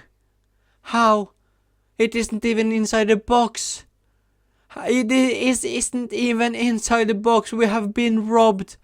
And Aston Villa have the chance to turn the game around once again. Yuri Tielemans against Kinski. Tielemans shot. It goes in, and Aston Villa are back in the league, and Wolverhampton have been robbed here. Shatuta to Trincao. We want to bounce back here with the serve, so because we've been robbed by the referee. Shatuta straight in Pau Torres. Tolu to Stroikens. Now we can attack. Stroikens to Arias. Back to Stroikens. Stroikens shoot. Martinez saves. What about the corner from Joe Willock into Agbadu? He's already scored. Arokodare. Villa looking to find another goal, and Morgan Rogers may have finished the game off with the 4th goal for Aston Villa. And yeah, we knew it would be difficult. Unfortunately, Aston Villa got help from the referee, and that could have also been offside. I know it's not offside because the game is not wrong on that, but yeah, it sucks that this is how the game has ended. Shatuta, Trincao, can we create some hope towards the end here? Not with chances like that by our number 7. And Aston Villa are not stopping. They are going for another one. Hughes clears it, but straight to Rodgers. Morgan Rogers to Tielemans, and he scored a brace, and that is definitely game over. Aston Villa have secured the 3 points. Kao Wang Hishan, who's come off the bench. He tries his luck, but not the best of attempts. And Villa, are they looking for another one? Are we gonna get proper humiliated here? Sørloth, Hughes wins it. Illing Jr. shoots wide, and that's game over. Aston Villa have destroyed us 5-2. With 2 games left to go of the season, we are finding ourselves in 9th place, and we don't really have anything to play for, as we won't reach top 8 and the fight for European football, unfortunately. And yes, we can fall down to 11th place, but I don't really care too much about that. So We'll just simulate the last 2 games, which is against Leicester and Chelsea, so we'll see you once the season is done. That is the Premier League season done, and as we can see, we won our 2 last games, which means we finished inside the top 10 and finished 9th place, the same amount of points as Chelsea. However, they finished in front of us due to goal difference, so I am unsure if 8th place gets European football in this game. I have never control on that. Anyways, Arsenal won the league title by picking up 90 points, but I'm very, very happy with our performance in the Premier League. 9th place in the league in our first season back is just brilliant from us, and we are showing that there are a lot of class in our team. What about the cup competitions? The FA Cup, I know we finished in the quarterfinals right here, and we went out to Man United, losing 2-0. And our FA Cup journey was beating Chelsea 2-1 in the 3rd round. In the 4th round, we knocked out Swansea City. In the 5th round, we won 2-1 against Bromley, and in the quarterfinals in the 6th round, it said stop to Man United. And the Carabao Cup was won by Man City, and in this competition we knocked out Port Vale, then we knocked out Stockport, then Colchester. In the quarterfinals we lost to Bournemouth on penalties, so we had 2 pretty decent cup runs, with reaching 2 quarterfinals and finishing 9th in the Premier League is very, very solid for our comeback season in the Premier League. The squad has also grown very, very well, as we can see here. Everyone apart from Shatuta and Willock are 80 and above. Kinski, who suffered an injury toward the end of the season, is 81 rated. Shatuta 79, Agbadu and Huge are 80 and 81. Wolfe has gone up to 80, so I'm very happy I actually trusted him. Stroikens is up to 85. Cisse has gone up to 82. Willock is 79. Of course, Trincao up to 85. Arokodare 84 and Arias is 81 with Bryn 72, and yeah, nothing really worth noting on the bench really. We need to look for a new backup striker next season, because Wang Hishan is leaving the club as his deal runs out. Let's just take a look at the stats as well. Kinski kept 5 clean sheets. That's just awful. 3 in the Premier League. Yeah, we didn't keep too many clean sheets to say so. Wolfe scored 1, got 2 assists. Agbadu scored 2, and Shatuta 3, Lima scored a goal, Cisse 2 goals, 6 assists, Willock 5 and 6, Stroikens 9 goals, 10 assists, Arias 16 goals, 4 assists, and that's pretty disappointing really, as he had a very good start. He scored like 12 goals after 20, so in his last 20 he only scored a couple of goals. Gomez and Esse didn't do too much, unfortunately. Trincao 10 goals and 6 assists is alright, we'll definitely take that. Arokodare 21 goals and 6 assists is very, very good, and Wang Hishan played just a single game. But yeah, going into next season, I am a bit unsure about which players I want to go after, because our starting 11 is very good.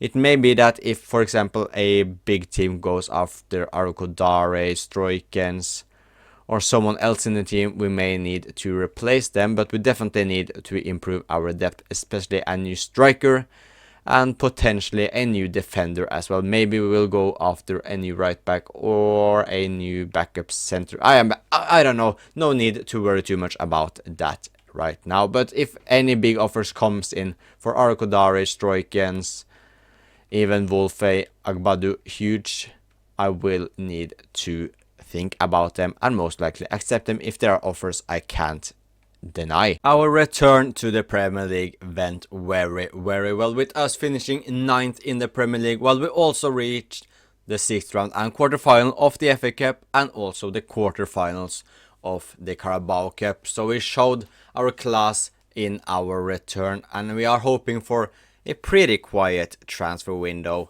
So let's just get straight into it, and hopefully we can keep most of our players. And this is not good news for us. We have to sell to buy for the upcoming season. There is no transfer budget, as the club needs to stabilize their financial situation. Oh wow, that's unfortunate. So if we want to buy anyone, we need to sell first. That is not ideal. So yeah, Wow, I did not expect that to happen. That is a shame. So, unless, I mean, yeah. We won't do any transfer business unless we get any good offers from some of our better players. Yeah, now I'm just hoping no one will go after our players, to be honest. I got to remember we now only have one striker at the club as well, because Wang Hee-shan of course left last season after his contract ran out. So unless we sell someone, we will start or play the season until at least January with just a single striker, and that is Arokodare. And he is one of our better players, if not one of our definitely top 3 most important players in the team. So yeah, I mean, are there any of these players I want to lose? No, not really. John Arias had a pretty solid season last year as well, so I don't want to lose him either. So we just got to wait to see if anyone wants to buy some of our players. I hope not, but it will definitely happen that we get at least one offer for someone. Unfortunately, it has happened. Arokodare has left the club. I got an offer I just couldn't reject for our striker, and we now have to find both a starting striker and a new backup striker. Our Nigerian beast has left us, and yeah, when you look at the team that he has joined, it's no surprise that we had to accept it. We also got a lot of money for him, as we can see right here. Arokodare has gone to Bayern Munich for 75 million euros, and I even got an F for it for bad negotiations. Well, fair enough, yeah. I mean, I think 75 million for a player who had market value of 54 is pretty insane if you ask me. But yeah, we now need to find a new striker. And yeah, here we can see Tolu Arokodare is a Bayern Munich player, and that is a pretty sick move for him, if we are being honest. He's probably asked to replace Harry Kane, which is difficult, but I'm sure Arokodare can definitely do it. And the player we will sign to replace Wang Hee-shan as the backup striker, it is Ellis Sims. I just wanted an English homegrown striker for that role, because he will not play a lot, and he is cheap, and he's also got decent stats that if we need it, he can deliver. So Ellis Sims, he will become our backup striker for 7.1 million. So welcome to the club, Ellis Sims. No need to use more time on him, he is just here to fill up the bench. But the player that will replace Arokodare in the starting 11 is Folarin Balogun. He's half English, he's half American, and he's playing for Monaco, and he's got very good stats. He's getting into his peak, 27 years old, 82 rated. He's got very good stats, and I think we can get him on a cheaper deal for like between 35 and 44 million should do it, according to this piece of information right here. And here is our new striker. It is Folarin Balogun who is entering the building, and what a signing this is. It is gonna be very difficult to replace Arokodare in the starting 11. Balogun is a little bit of a different type of striker, however, he's not on the weaker side, he's just like one foot shorter, not that much, but he's a lot shorter than Arokodare. But Balogun, I'm sure you can do it, our new number 11. It's safe to say it wasn't the busiest of transfer windows here at Wolverhampton. We of course sold Arokodare to Bayern for 75 million. We needed a backup striker, so just signed a cheap English player in Ellis Sims. And then we of course got Balogun, who will be our first choice striker. So I'm very happy with the signing of Balogun. We got a lot of money for Arokodare, which means we will have some budget going into the January transfer window as well.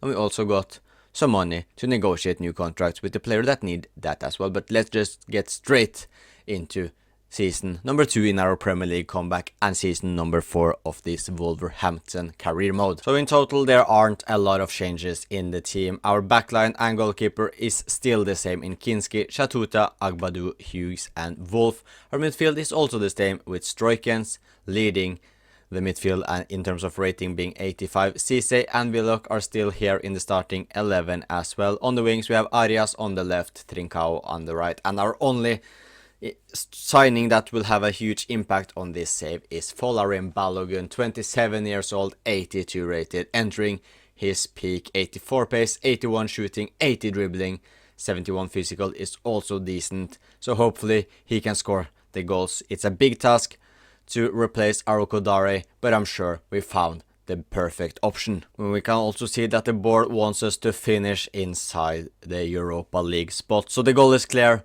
We want to get into the Europa League according to the board. I have set myself the target to get some sort of European football. If that is the Conference League, Europa League, or even Champions League would be absolutely insane. But I don't mind if it's just the Conference League. I would be more than happy with that. And we have already played a game in the Premier League, which was against Bournemouth. And as we can see, we won that game. We're now going into the second game of the season, and it's a home game against Chelsea.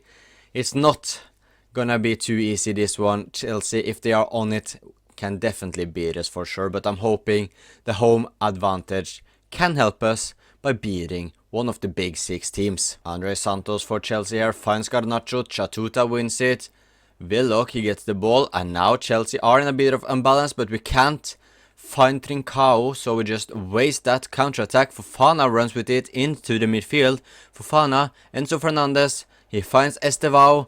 Estevao against Hughes. Estevao finds Andre Santos to Liam Delap and just get rid of it. Chelsea on the attack again. Garnacho to Delap. Liam Delap.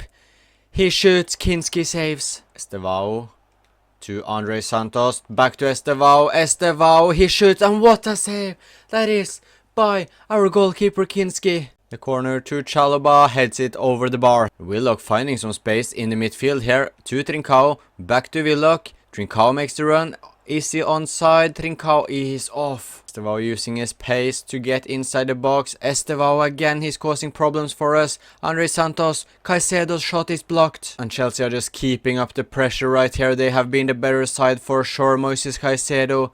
Hughes with a huge tackle. And now, use our pace.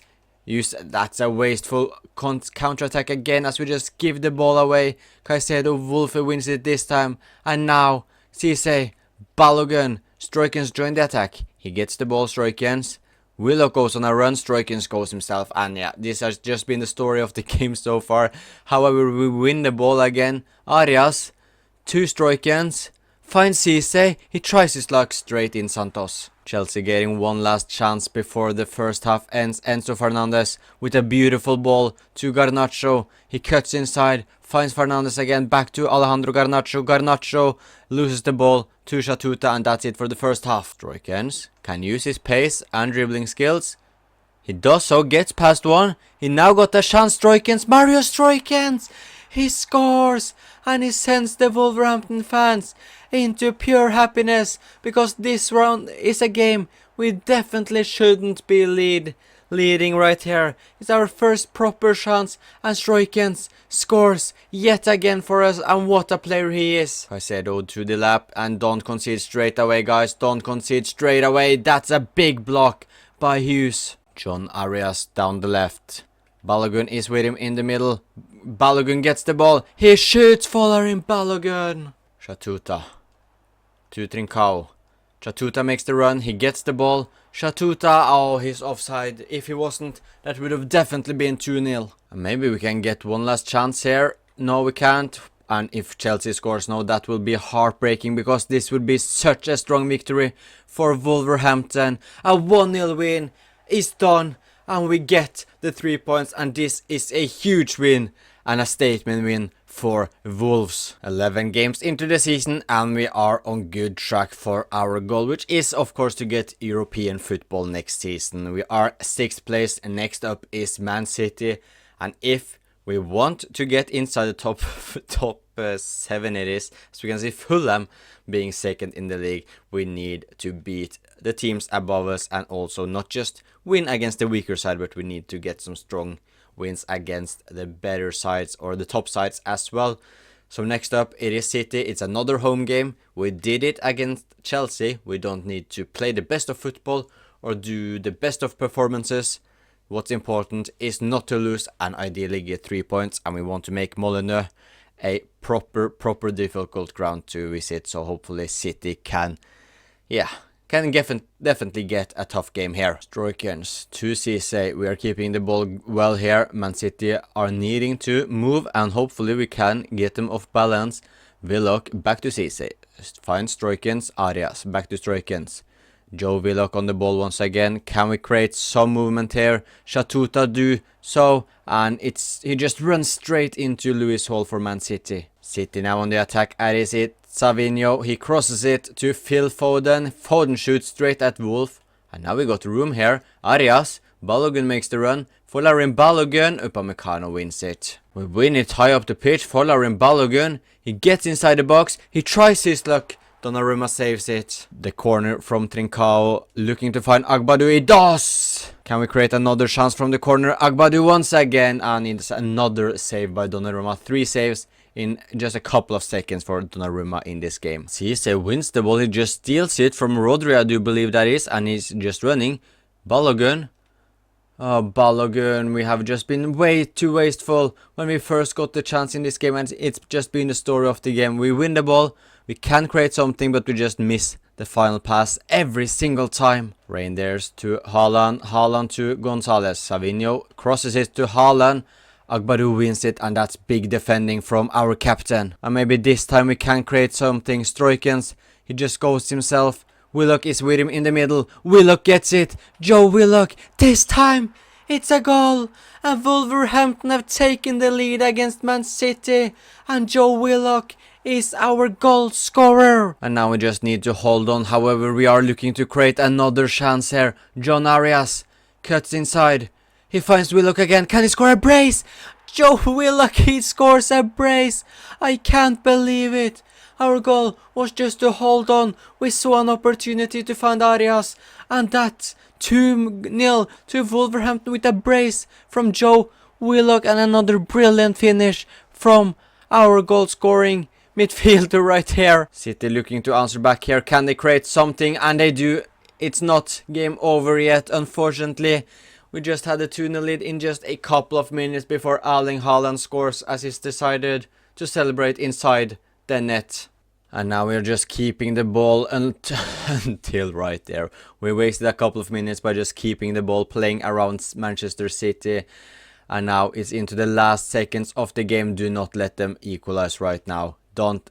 Referee, the time is over. Tackle him, tackle him. That's game over. And it's now another huge statement win by Wolves. And we are now cementing our place in the European fight for any of the competitions, really. We have now beaten Chelsea and we have also beaten Manchester City, so hopefully it's more to come from this Wolves side. Trincao is our top goal scorer so far, having scored 6, but apart from that, it's just players who have scored 2, so we have scored very few goals actually. And Balogun, who we've spent like 38 million on, has just scored 2 goals, which is not ideal. And Arias has got 4 assists, which is decent, but Agbadou actually picking up 2 assists as well.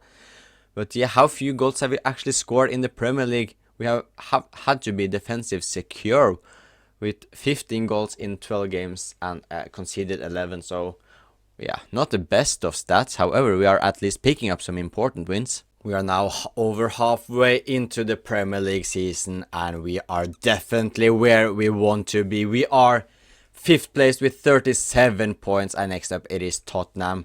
And we have the same amount of Manchester City and Nottingham Forest, who are inside the Champions League qualification places. Liverpool are looking to run away with the title.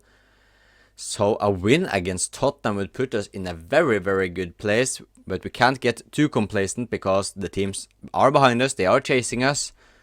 But it's looking very good after 21 games. Now let's move on to a away game at Tottenham Hotspur Stadium. They are, as we can see, 16th in the league, so they are struggling very bad. And yeah, they can actually be in the relegation spots if we manage to beat them. We should do it. We've beaten Chelsea and Man City at home, of course, and on paper this is a pretty easy game as they are 16th in the league. But yeah, we still got to do the job. We are in January. We aren't going to make any transfer business this January transfer window either. But yeah, Tottenham away. It's not easy, but we should pick up all 3 points. Trincao to Joe Willock, who of course showed his class against Man City. He finds Trincao here. Francisco Trincao to Balogun. And Wolverhampton have taken the lead It's not exactly a shock lead, as Tottenham are in an awful place in the league, but Folarin Balogun makes no mistake from just a few meters away after a brilliant play from Joe Willock and Trincao, and we are where we want to be in this game. Stroikens, can we get another chance here straight away? Tottenham just losing the ball after kickoff. Arias, Balogun, he tries his shot, Ederson saves, so are back in the Prem for Tottenham. Willock with the corner, Stroikens looking to head it back in, Trincao can't win it as Bentancur do, and that's a pretty poor corner tactic from us, especially as Tottenham are now on the attack. Bentancur, Joao Mario, Wolfe again, Yang Min Yok. Wolfe can't get the ball as he finds Bentancur.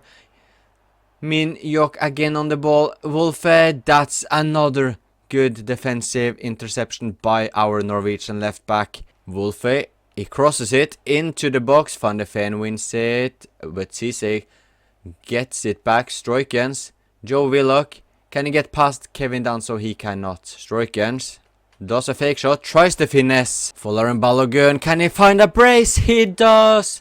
Cisse with the assist, Balogun with the goal, and we are showing why Tottenham are showing why they are as far as they are in the table. We are leading 2-0 after 42 minutes. Cisse to John Arias, our left winger, and I can use his pace. He can use his pace. Can he cut inside? He still keeps it. Finds Willock to Trincao. Trincao shoots, and it's 3-0, and Tottenham are not in the game at all as Trincao scores his 9th goal of the season. Cisse to Balogun, who can score his hat-trick right here, and he does. And Tottenham Hotspur are getting humiliated at their own ground with the former Arsenal striker scoring 3. And Tottenham are just all over the place here. As we can see, actually Udogie having a good, or making the right decision there, but yeah, this game has just been way too easy. No wonder Tottenham are in a relegation scrap. And just look how easy it is to play through Tottenham. Trincao against Udogie, he cuts back, finds Cisse, who tries his luck. Decent attempt by our French midfielder, Balogun. Cisse again. Cisse to Stroikens, who hasn't had his best of games, but that just tells a lot about how far we've come when our best player has been pretty invisible, and yet we are leading 4-0. However, he almost scores the 5th goal of the game right there. Willock with the corner. Agbadou, he gets it head on it, but he heads it over the bar. Tottenham looking to get one back. Pape Matesar to Solanke. Solanke finds Aranda. What can he do? He passes back to Sar. Back to Aranda, to Solanke. It would be a shame to concede now, and Kinski with a save against his former side. Can we clear the corner as well? Bellegarde does so, straight to Bakker, to Joao Mario, to Solanke again, and a horrible attempt by the striker. And that is our 3rd win of the games we've played so far this season. The 3rd one against the big 6 sides, and we are showing our class away from home as well against a weak Tottenham side, as Balogun picks up his match ball for scoring a hat-trick. And actually that win as well sees us now after 22 games being inside the top 4, which is very, very impressive. The goal was of course, or is of course, to finish inside one of the European spots. If that's Conference League, Europa League or Champions League, we aren't too worried about that right now. But if we somehow can get into the Champions League by just skipping the Europa and Conference League, that would be very, very good for us. But just see that we have the shared best defense in the league with Newcastle by just conceding 20. And this is not good right now. After 30 games we have fallen off a bit, although it's still pretty close with a game against Newcastle up next, which means if we beat them we are just 3 points behind them, but we aren't inside the top 4 anymore. We have fallen down to 8th place, and also if we continue some bad form we could fall down as far down as 10th place. However, I am hoping that we can get inside the top 6 or top 7, as those are of course the Europa places, but a win against Newcastle would be huge because then we are right back in it. But yeah, they are of course a very good side. It's another home game, and we are pretty good when we are at home against the good side, because Molineux is far from an easy place to travel for most teams. So hopefully we can do it again by beating another top team at home. Nuno Mendes finds Bruno Guimaraes to Korsku. He finds Anthony Gordon down the left, and this Newcastle team is just insane on paper, having Nuno Mendes, Bruno Guimaraes, Gordon, Korsku, Openda as well.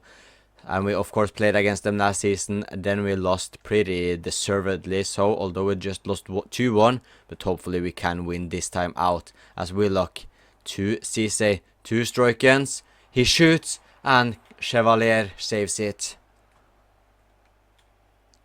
Trincao with the corner to Agbadou. Agbadou can win it, however it falls to Cisse, to Hughes. We don't want our centre back to shoot, but Willock against Ibanez. Willock keeping the ball, finding Stroikens barely. We don't have too many options down the left here. Where is Arias? There he comes. Arias makes the run. He gets the ball. John Arias. He comes late into the box. However, a perfect pass by Cisse and a brilliant finish by our number 10 John Arias gives us the lead against Newcastle, and he just uses his pace. Cisse with a perfect pass, and that's a great goal. And can we start a counter-attack right here? Cisse to Joe Willock, and look at the space Trincao has, but I wanted to pass to Trincao, however Balogun got it instead to Stroikens. I feel like our attack got messed up here, or did it not? Yeah, it kinda did. I wanted to pass to Trincao, instead the ball got to Balogun, because Trincao of course had insane amount of space as Nuno Mendes is attacking like a madman, and Agbadou's header goes wide. But we are definitely showing that we are a much better side this year around compared to the last time we took on Newcastle. Stroikens finds Joe Willock, Willock against his former side, a decent attempt. Trincao, Willock to Agbadou, Agbadou to Cisse, Cisse shoots, and not the best of the attempts, however we still got it once again. We are keeping the pressure up well. Trincao, following Balogun, and it's 2-0 to Wolverhampton, and we are not giving up on the hope of getting Champions League football next season by another big win this would be. However, still a lot of minutes left of the game, as we are still in the first half, but we are all over Newcastle as of now. And Chatuta now joining the attack. Newcastle tactics are just all over the place, as we have so much space behind Nuno Mendes because he's attacking all the time. We couldn't create something from there, but there are definitely more goals to come in the second half. Arias to Willock. And just look at the space we have here. Following Balogun can score again. And he does. And Newcastle are getting destroyed now. We humiliated Tottenham 4-0 away from home. And now we are destroying Newcastle at home by leading 3-0. And Balogun with another goal. But Newcastle are not giving up. Jacob Murphy with a cross. And Gordon. And that has to hit the goal from Anthony Gordon. Korsku to Openda. Openda with a brilliant finish. And he may give Newcastle some hope. But if we bottle this game, then yeah, I will have no words. But that is a great goal by Newcastle and a brilliant finish by Luis Openda. Arias to Balogun. Balogun tries to get past Bremer, but yeah, Bremer doesn't want to concede anymore. He's had enough this game. Visa to Korsku. Back to Visa, and Newcastle have been pretty good the last few minutes here. Thankfully, Openda's header goes straight at Kinski. And now we just need to waste time. We are under the pressure right now. We just need to keep the ball and don't let ourselves panic due to Newcastle's pressure. Cisse to Chatuta. Back to Cisse. Finds Stroikens. Look at us. We are keeping the ball well here. Stroikens. Cisse again. To Joe Willock. We are looking to find an opening. We are under no stress. But Stroikens, can he create some magic? He don't right now. However, Willock straight at Bruno Guimaraes. But it doesn't matter. We have won another game. And we are right back into the fight for Champions League football with another huge win. And it's one last game of the season. And as we can see, we don't have too much to play. Or we actually do have a lot to play for. Because it's not a guarantee that 7th place will get European football. And as we can see, we take on Fulham, who are 7th in the league. So if we lose, we will fall down to 7th place. If we win, we can actually finish 5th as well if Chelsea lose to Man City. So it's actually a lot to play for here in the last game of the season. So it's all to play for in this last game here at home against Fulham. It should be a win. As long as we don't lose, we have guaranteed European football next season. A win can see us qualify for the Europa League. If we finish 6th, I think we can get Europa League as well, depending on who wins the cup competitions. A loss means that we most likely will get Conference League, but there is also a chance we won't get any European football at all, depending on who won the Carabao Cup and FA Cup. So the goal is simple, just don't lose the game. A win is ideal. Francisco Trincao starting the show early on here by going himself. He gets inside the box. Trincao, he tries his shot. Shouldn't have tried to do it all himself. Trincao making the run. He gets the ball from Joe Willock. Trincao tries to find Balogun in the middle, but Guerra blocks it. Joe Willock to Agbadou. Back to Willock. To Cisse. Cisse finds Balogun, who shoots. A good attempt by Balogun. Corner from Joe Willock to Agbadou, who can't get it. Trincao got it. Cisse with a long range shot. And yeah, not the best of shots by Cisse. Mendoza for Fulham, looking to find Nick Woltemade, who's actually playing for Fulham now. And got to say, Fulham have an interesting team. They had Petrovic in goal, Woltemade up top. So yeah, safe to say they have built an interesting team, them as well. Oh, Mendoza is showing his brilliance there, and Fulham have taken the lead. And this is not good news for Wolverhampton. And that is poor defending from us, but a good job by Mendoza, who actually managed to trick our whole defense. And Rodri Mendoza scores for Fulham. Francisco Trincao to Joe Willock. Willock to Cisse. Cisse with a good ball to Arias, who can't get control on the ball. Grassi down the right for Fulham. Crosses it to Nick Woltemade, who managed to find Mendoza again. And we are crumbling under the pressure as Mendoza scores a brace. Arias to Trincao. We need an early goal if we want to have the chance to make a comeback here.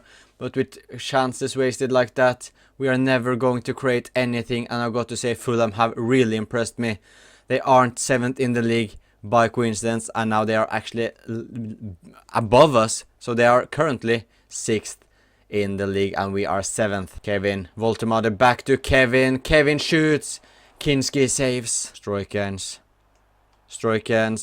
Yeah, he has not been on it today either, unfortunately. And yeah, that attack they're just running into the Fulham defender is just a story of this game, as Woltemade with some skills, good defending from Agbadou, and we have not given up yet. Now is the chance to get one back at least. Stroikens. John Arias cuts inside to Balogun to Willock. Petrovic stops him. Trincao, can he try his luck from long range out? Yeah, he places it decently, but the power is just nowhere near what's needed to beat Petrovic in net. King to Kevin. And Fulham are looking to score another one, and after us being a very good side, we are now getting kinda destroyed by Fulham. They could have easily leaded with more than just 2 goals, and they are looking to do so here. Yeah, Nick Woltemade, he destroys us. He finishes the job for Fulham, and they are leading 3-0 as Woltemade scores his 16th goal of the league. And we end the season in a very, very disappointing way by losing 3-0 at home to Fulham, who gets the 3 points, which means they finish 6th in the league.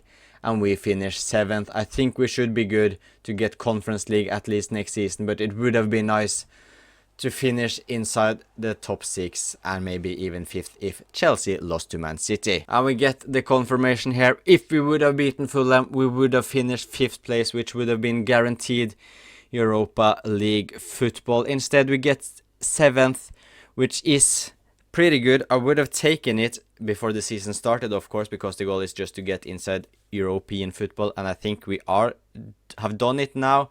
However, we were inside the top 4 for a good amount of time, and yeah, that loss to Fulham is just a very disappointing way to end the league or end the season. However, yeah, let's just put the focus away on the positive things for now. Liverpool won the league. What about our cup runs? Man City won the FA Cup. We knocked out Lincoln, then we beat Everton. We won against Southampton, and then we lost in the quarterfinals for the consecutive year by losing 2-1 to Brighton. The Carabao Cup sees Liverpool win that. We got knocked out by Blackburn in the first possible round we were in. Our squad, however, has grown very well this season. Kinski up to 82, Shatuta is our weaker link, same with Willock by both being 80, Agbadu 82, Hughes has gone up to 83, Wolfe 81, Stroikens up to 87, he is now world class, Cisse is also getting there by being 85, Trincao 86, Arias 83, and Balogun has gone up to 83 as well. And going through the stats quickly here, we have at least kept more clean sheets this season by Kinski keeping 11, Wolfe 1 goal, 1 assist, 2 assists from Agbadu, Hughes scoring 1, Shatuta 7 goal contributions is good, 11 from Cisse, so he's been very good in his first season here at no, it's not his first season, sorry, it's his second season. We only of course signed Balogun this season. Joe Willock 2 and 2 from him, Stroikens 10 and 11, so another good season by Mario Stroikens, Arias 5 goals, 8 assists, Trincao 15 goals, 7 assists, and Balogun 18 goals, 1 assist in his debut campaign here, and Ellis Sims scoring 2 in his limited game time. So a very good season by Balogun actually. 18 goals in the Premier League in his first season back is very, very solid. Last season saw Wolverhampton qualify for the Conference League with a strong 7th place finish in the Premier League. We were just seconds away from finishing 5th as we lost to Fulham on the last day in the season, so it was a shame. We were close to Europa League, but we are content with Conference League as well. We also made a decent cup run in the FA Cup, reaching the 6th round, and in the Carabao Cup we went out early in round 3. And with this being our current squad, I am not looking to make any transfers this summer actually, unless we get a crazy bid for some of our players. I will need to negotiate those. But if that doesn't happen, we will actually stay with the exact same squad as we did in the previous season, simply because I think the depth is pretty decent, and the starting 11, I'm very happy with that, although we need to look to find an Agbadu replacement next year, while also probably looking to sign a younger player who can play on the left wing as well. But apart from that, I'm more than happy with how the squad is currently looking, so why not just keep them for another year. And as we know, we are now in the Conference League as well, and as we can see, the board wants us to win the whole tournament. It will be difficult, but that is also my goal as well. I will only focus on the Conference League this season, and if you of course win that, which is the goal, we will of course qualify for the Europa League. So Conference League is where our target is and where our focus is going to be for this season. And as we can see, our transfer history is completely empty, which means we did not get any huge offers for any of our players we could look to sell. So our squad stays exactly the same, and that means Kinski is our goalkeeper. We have Shatuta as our right back, with Wolfe being the left back. Hughes and Agbadu are still our center back partnership. Joe Willock, Cisse and Stroikens are our midfield trio, and Cisse and Stroikens are both absolutely immense. Trincao on the right, Arias on the left, and Folarin Balogun is going to lead the line in what hopefully will be a successful season, with us finishing the season with a Conference League title. And after 3 games, we are 5th in the Premier League. So we have had a good start, but it only been like 3 games. So we have picked up 2 wins and a loss as well. And our loss was against Man United, while we beat Leicester and Southampton, I think it was. Let's just have a quick look in the calendar. Yeah, we beat Leicester 3-2 and won against Southampton 2-0 as well, while losing 1-0 to Man United. But that's not what we are here for. We are here to take a look at our Conference League path. And as we can see, we can't see the league phase table yet, but we can take a look at who we will take on in the Conference League. Our first opponent, it is Pilsen Victoria away from home. Then we have another away game, which is against Portuguese side Arouca, I do believe they are. Then we have Lask at home. We also have Anderlecht at home, while ending the Conference League phase with a home game against Ajax, while also playing away to Legia. So it will be a couple of difficult games, really. Maybe the only difficult game on paper is Ajax at home, although we should really be the favorites in all 6 of our Conference League phase game. But you know what, I'm just gonna skip to the game against Ajax. I will play that, and then we will see how the first months of this season has gone. So next up, it is our home game against Ajax in the Conference League, and we are more than looking good, to be honest. We are 5th in the league phase, and as long as we finish inside the top 8, I do believe it is, we will automatically go through to the round of 16. However, it would be nice to get inside the top 8 and not have to worry about the playoff round, but we should be able to do so at least. I think we are more than good with just 1 win out of our last 2, but a win against Ajax and we are all but guaranteed, because I don't think all of these teams will get past us if we fail to win. So just a win against Ajax and we will basically go through to the round of 16. But let's take a look how we are doing it in the other competitions as well. The Premier League, we have had an average start. We are struggling a little bit with the Premier League and Conference League. So we are 8th in the league. It's all right, but ideally we should be closer to 5th place. And the FA Cup are yet to start, but we have a home game against Coventry. And the Carabao Cup, we are still in that as well with the quarterfinals against Chelsea. So let's get into the Conference League game. But first, let's take a look at the stats of the players. Have we had any good star players? Kinski has actually gone up 2 ratings, which is good. Same for Wolfe. And we can see the defenders has shared a lot of game time this season, which is alright, I guess. He's 2 goals, 5 assists from the midfield. Stroikens just 2 goals and 1 assist, so he has had a poor season so far in terms of goal contributions. Arias has 8 goal contributions, which is solid. Trincao has been on fire now, up to 87 rating, 13 goals, 6 assists from him. While Balogun has scored 6 and got 1 assist, while also Ellis Sims has scored 5 goals. But now, let's get into our home game against Ajax, the first game of this episode, while we also have the first game of European football in this Wolverhampton career mode. And we can see everyone in our strongest 11 are fit and ready to go. So let's hopefully pick up all 3 points against Ajax and go through to the round of 16 of the Conference League. And it's Ajax who are getting the first chance, and they score after just 5 minutes, and that is some weak defending from our captain Agbadou, who gets caught sleeping at the back post. And Dolberg has no issues scoring that. And that goal came out of absolute nothing. Ajax had it throw in. Wolfe fails the tackle. And Agbadou just gets beaten first by Dolberg there. A decent goal by Ajax, but we have to do a lot better now that we are in Europe. And we are now looking to bounce back straight away. It's Balogun to Cisse. Back to Fuller and Balogun. He looks to find Arias in the middle, but we are offside. And that was a great attack by us. However, we are caught offside, and it's not the biggest of offsides I've seen. Ajax now on the attack again. It's Moreau, who looks to get past Chatuta, and he does so. He tries to find Dolberg in the middle. However, this time Agbadou shows how to defend a cross. And good play by us. We just go up straight the other end. And now maybe we can do something. Chatuta to Arias. However, Rieger clears it. It's been an exciting start here at Molineux Stadium. Can we score now? Agbadou can't get his head on it. Trincao. He tries his luck. Trincao. Ooh, a good save by Montipo. Balogun wins it. We are putting all the pressure on Ajax now. Agbadou to Stroikens. Stroikens straight at the goalkeeper. Ajax keeping the ball well here. We are struggling to get the possession of the ball. Dolberg back to Fitzjim. Looks to find Dolberg again, the Danish striker. He goes inside the box, he still keeps it, finds Fitzjim. Ajax just keeping it now, making good passes and movement. However, we are struggling. Dolberg gets it again. Tomorrow, a good save by Kinski. Arias.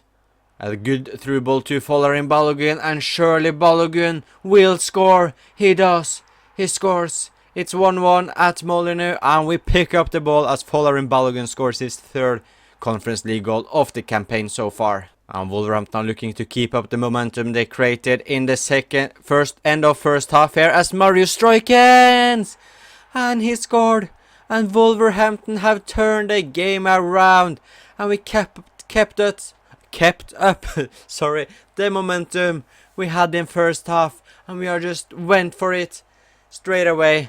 And we are awarded with a goal from our best player, Mario Stroikens. And we are on the attack against Stroikens. Ajax are showing us where to pass. They are just giving us all the space we need. Following Balogun. And our last 3 shots has been 3 goals. And we are showing our class. It's a brace for Balogun. And Wolves are leading. Cisse. And just look at all the space we get. It's just 1 through ball. And then Balogun can score his hat-trick. He does. Ajax are completely falling apart. While we can just use a simple pass through. And we are 1-on-1 against the goalkeeper. And you just can't do that with following Balogun up top against you. And yeah, let's just take a look at this finish. He's using his pace. And he's using also his weak foot. It's a brilliant finish by our striker. And we are on the attack once again. And I honestly feel bad for Ajax at this point. It's just a league phase game. And we are just playing around them. And that would have been a brilliant goal by Joe Willock. Bellegarde to Tommy Doyle. He tries his luck, Tommy Doyle. An alright attempt by the substitute. Ajax looking to create something towards the end of the game here. It's Hughes who heads it to Kornvig.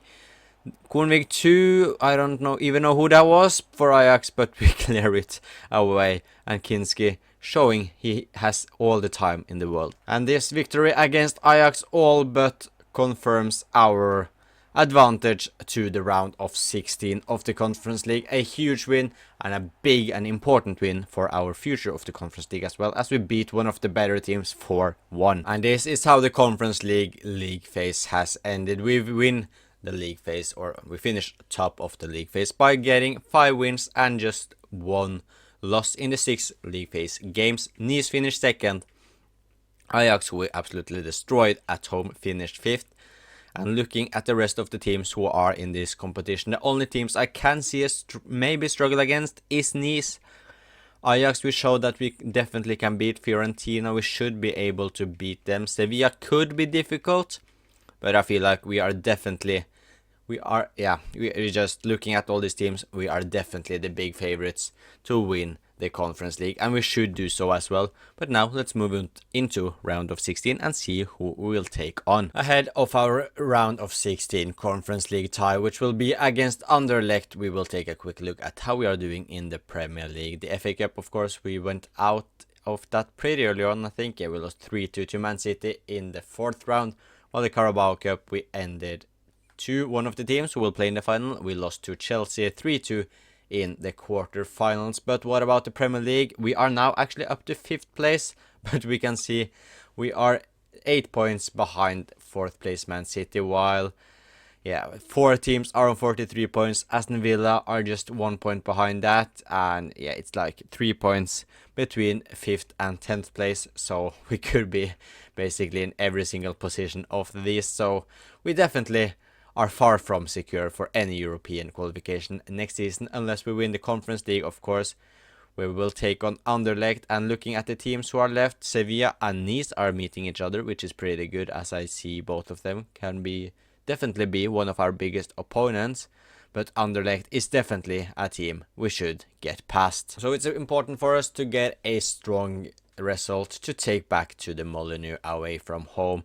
The away game, could be difficult, but I'm believing that we can do well. And also a little fun fact, I do believe Mario Stroikens plays against his former side in Anderlecht. Stroikens finds Arias early on here in Anderlecht. Arias cuts inside, finds Cisse, who tries his luck straight at Hattenbauer. However, Chatuta wins it. Back to Cisse, to Stroikens against his former side. Can Stroikens do it? He passes it to Wolfe, who gets the shot off, but it's straight at the goalkeeper. Trincao finds Agbaru. Agbaru to Balogun. Balogun shoots again, and he tries to continue his goal-scoring form in Europe. Cisse again to Agbaru. Agbaru, he wins it, but it goes out a goal kick. It's now Anderlecht who are trying to create their first attack of the game. They are passing it back to their defender. However, it seems like it was a smart idea, De Graaf. Oh, Agbadu, and he's conceded a penalty. Referee, are you serious? Is that really a penalty? Really? Is it? Yeah, it is. Nothing to say about that. That is a clear pen. Bertaschini against Kinski. Bertaschini, he shoots. Kinski goes right, but he misses the goal. Bertaschini completely misses the goal. And that is fantastic for us. It's still 0-0. We got very lucky there as we just give away the ball. We're conceding an early penalty, which thankfully their striker Bertaschini just hits it completely wrong and just shoots it over the bar. However, they are still on the attack here, Angulo, and they are leading. We concede a penalty and we can't control the game after that, and Anderlecht have taken a surprise lead with a goal from Angulo, and it's important for us to create or get back into the game straight away. We can't let this one be a difficult one. It's Anderlecht in the round of 16. This should just be an easy game to take on and go through to the quarterfinals as Trincao shoots, and we are back in it. This is more like it. Anderlecht should not be a challenge for us as Trincao scores his 7th goal of the Conference League campaign. But Anderlecht on the attack again, and Angulo looks for his 2nd, but Kinski stops it this time. And Anderlecht had a corner, but we can now create a counter-attack. Trincao to Balogun. Balogun against the Anderlecht defender, and that's poor from our striker. Bertaschini, can he make up for his penalty miss? And he do so. He absolutely smashes the ball into the near post, and we are once again struggling against this Anderlecht side. We are now losing 2-1. Joe Willock, we are looking to bounce back straight away. Joe Willock to Trincao. Trincao has already scored this game. He doesn't now, but Arias is there on the rebound, and it just takes minutes before we equalized once again. But Anderlecht are not stopping. They are looking to score against Angulo, but Kinski with a brilliant save and a crucial stop from our goalkeeper. And they are now giving us the ball. Cisse almost completely loses it in a dangerous position, but now Shatuta, use your pace. I'm going to say I'm really surprised we have struggled this much against the Anderlecht side. However, we can take the lead for the first time in this game. Trincao shoots straight at Kuzman. Bertaschini again looking to score another goal here. He gets past everyone and he scored. Bertaschini has scored again, and Anderlecht are continuing to absolutely shock us.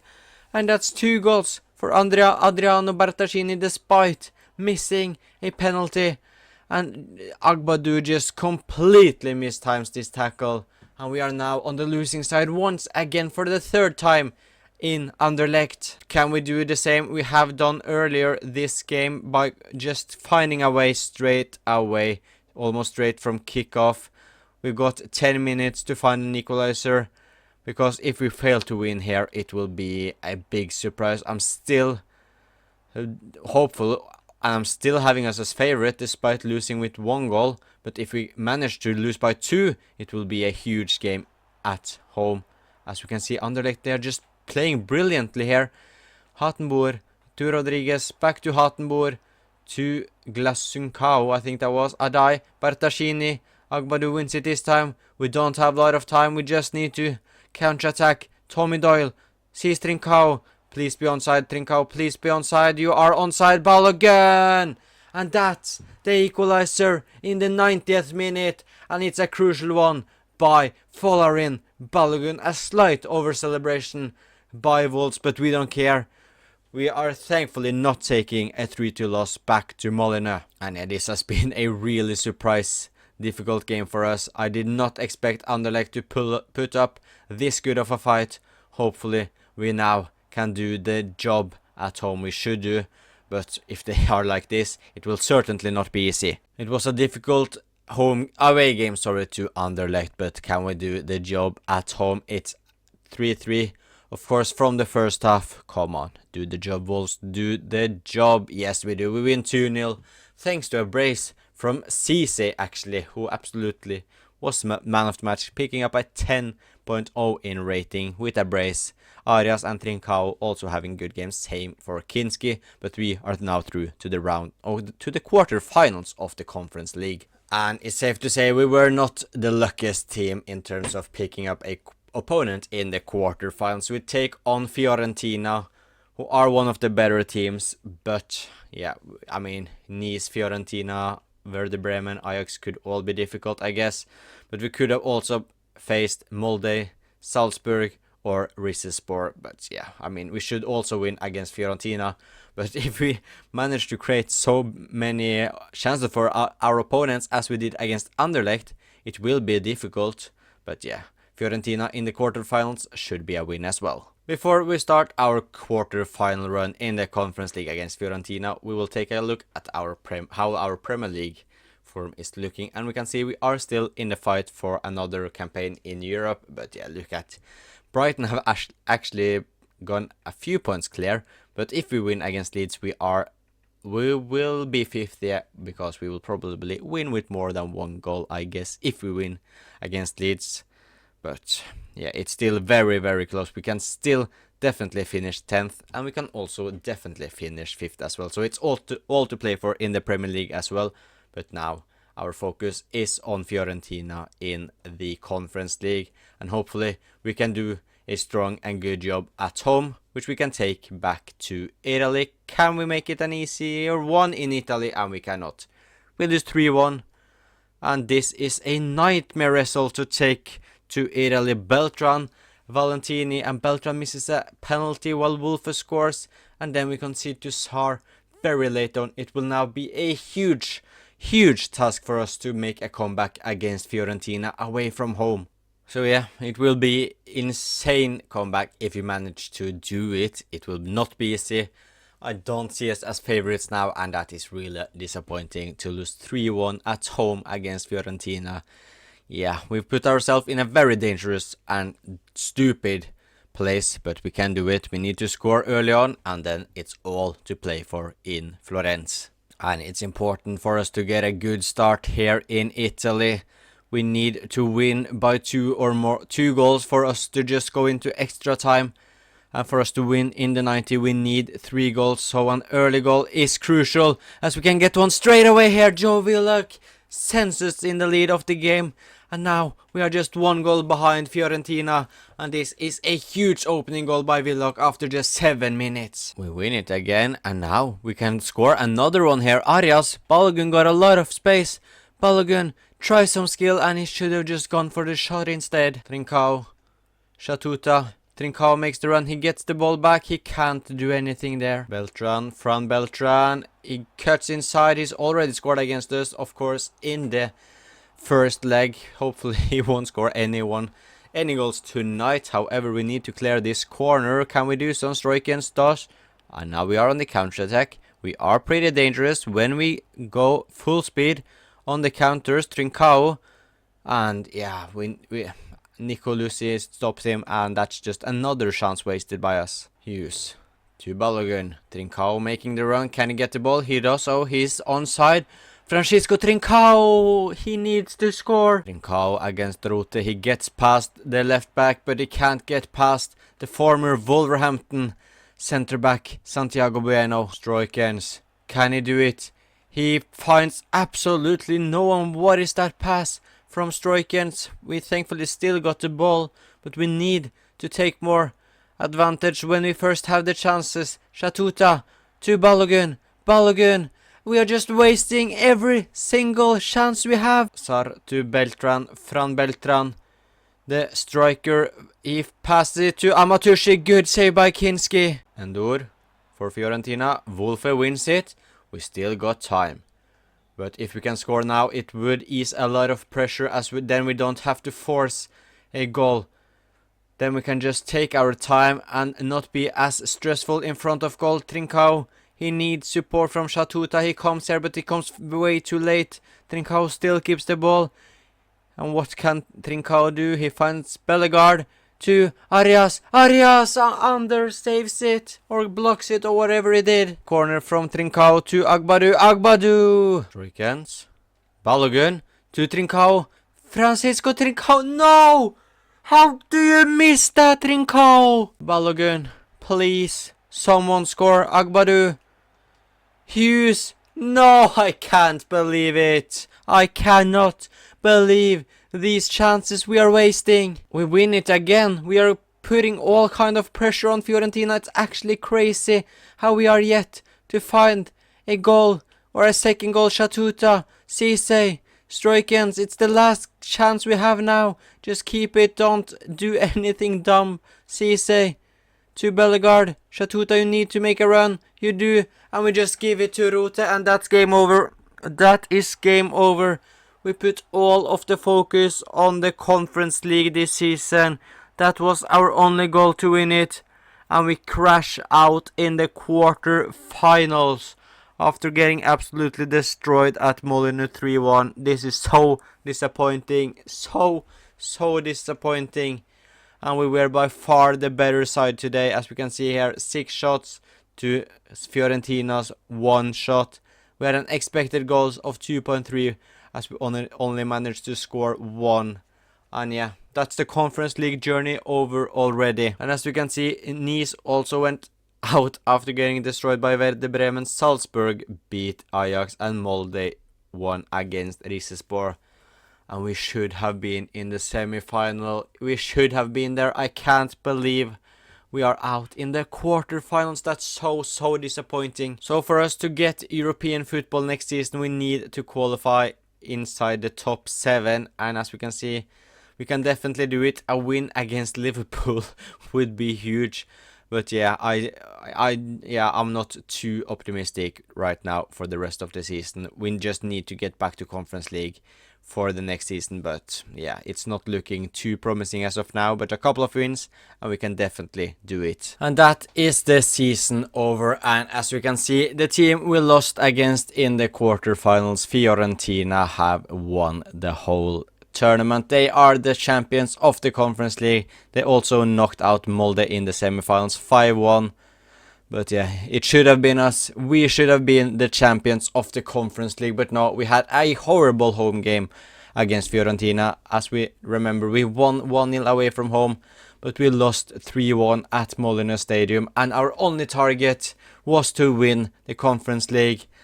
Because, yeah, first of all, it would have been a trophy, a European trophy, and it also would have qualified us for the Europa League. And I am not sure about how our Premier League journey ended this season. Let's take a look at the other cups. First, the Carabao Cup was won by Chelsea. We, of course, went out early in the 4th round. No, we actually beat Man City in the 3rd round, and then we actually went on a little bit of a run here in the Carabao Cup. It was the FA Cup we got knocked out early on. We beat Man City 3-1, then we won 2-0 against Wimbledon, then we got knocked out in the quarters to Chelsea 3-2, and the FA Cup was won by Fulham beating Man City, who knocked us out in the 4th round. As we can see, we won against Coventry 2-0, but we got beaten by Man City 3-2. But now the Premier League, are we in any European competitions next season? Yes, we are. And we ended the season very strong after going out of the Conference League. As we remember, it was very close from 5th to 10th. But we just went away from everyone as we finished on 67 points, just a single point behind Chelsea and top 4. But that means, right, we have Europa League next season, unless it's like in real life where the Premier League has 5 Champions League spots. But either way, I'm very happy that we are in, at worst, Europa League next season. Because going from Conference League, if we would have failed to qualify for an European tournament again, would have been a massive failure. It was a huge disappointment to go out in the quarterfinals of the Carabao Cup, but finishing 5th is very good for us. And the ratings of the team is looking very strong as well. Kinski is now up to 84, Shatuta is 81, Agbadou and Hughes are 82 and 84 rated. Wolfe has grown very well this season, now up to 84. Stroikens is 88, Cisse is 87, and Joe Willock is 80. Francisco Trincao is 87 rated, Folarin Balogun 85, and Arias is 84 rated. However, he's now 32 years old. So we are going to replace a couple of players, maybe even 3 to 4 players next season at least. At minimum, we will sign 2 new players, probably a new centre back and a new centre mid, maybe a left winger as well, as Arias is now 32 years old, so he's on the older side.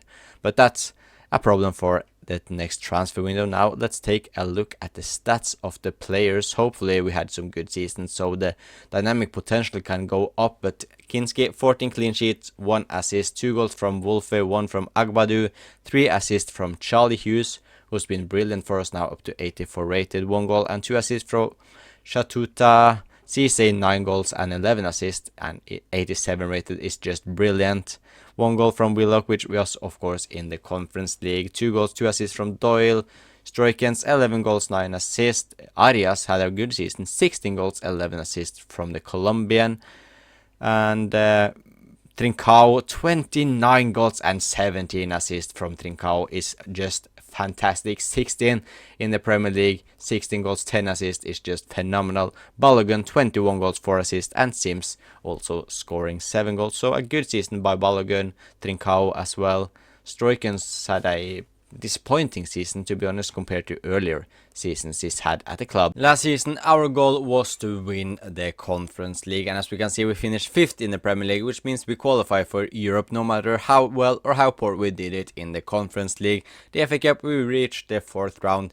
In the EFL Cup we came to the quarterfinals, and the tournament we was hoping and going for was the Conference League, and we got knocked out in the quarterfinals. So let's hope for a better season this time around. And this time around we are not in the Conference League, but we are in the Europa League, so we need to make some improvements on the team. It's time for us to say goodbye to the club captain Agbadou, who is now 33 years old, and with pace being one of his biggest strengths, he will just completely collapse in terms of rating.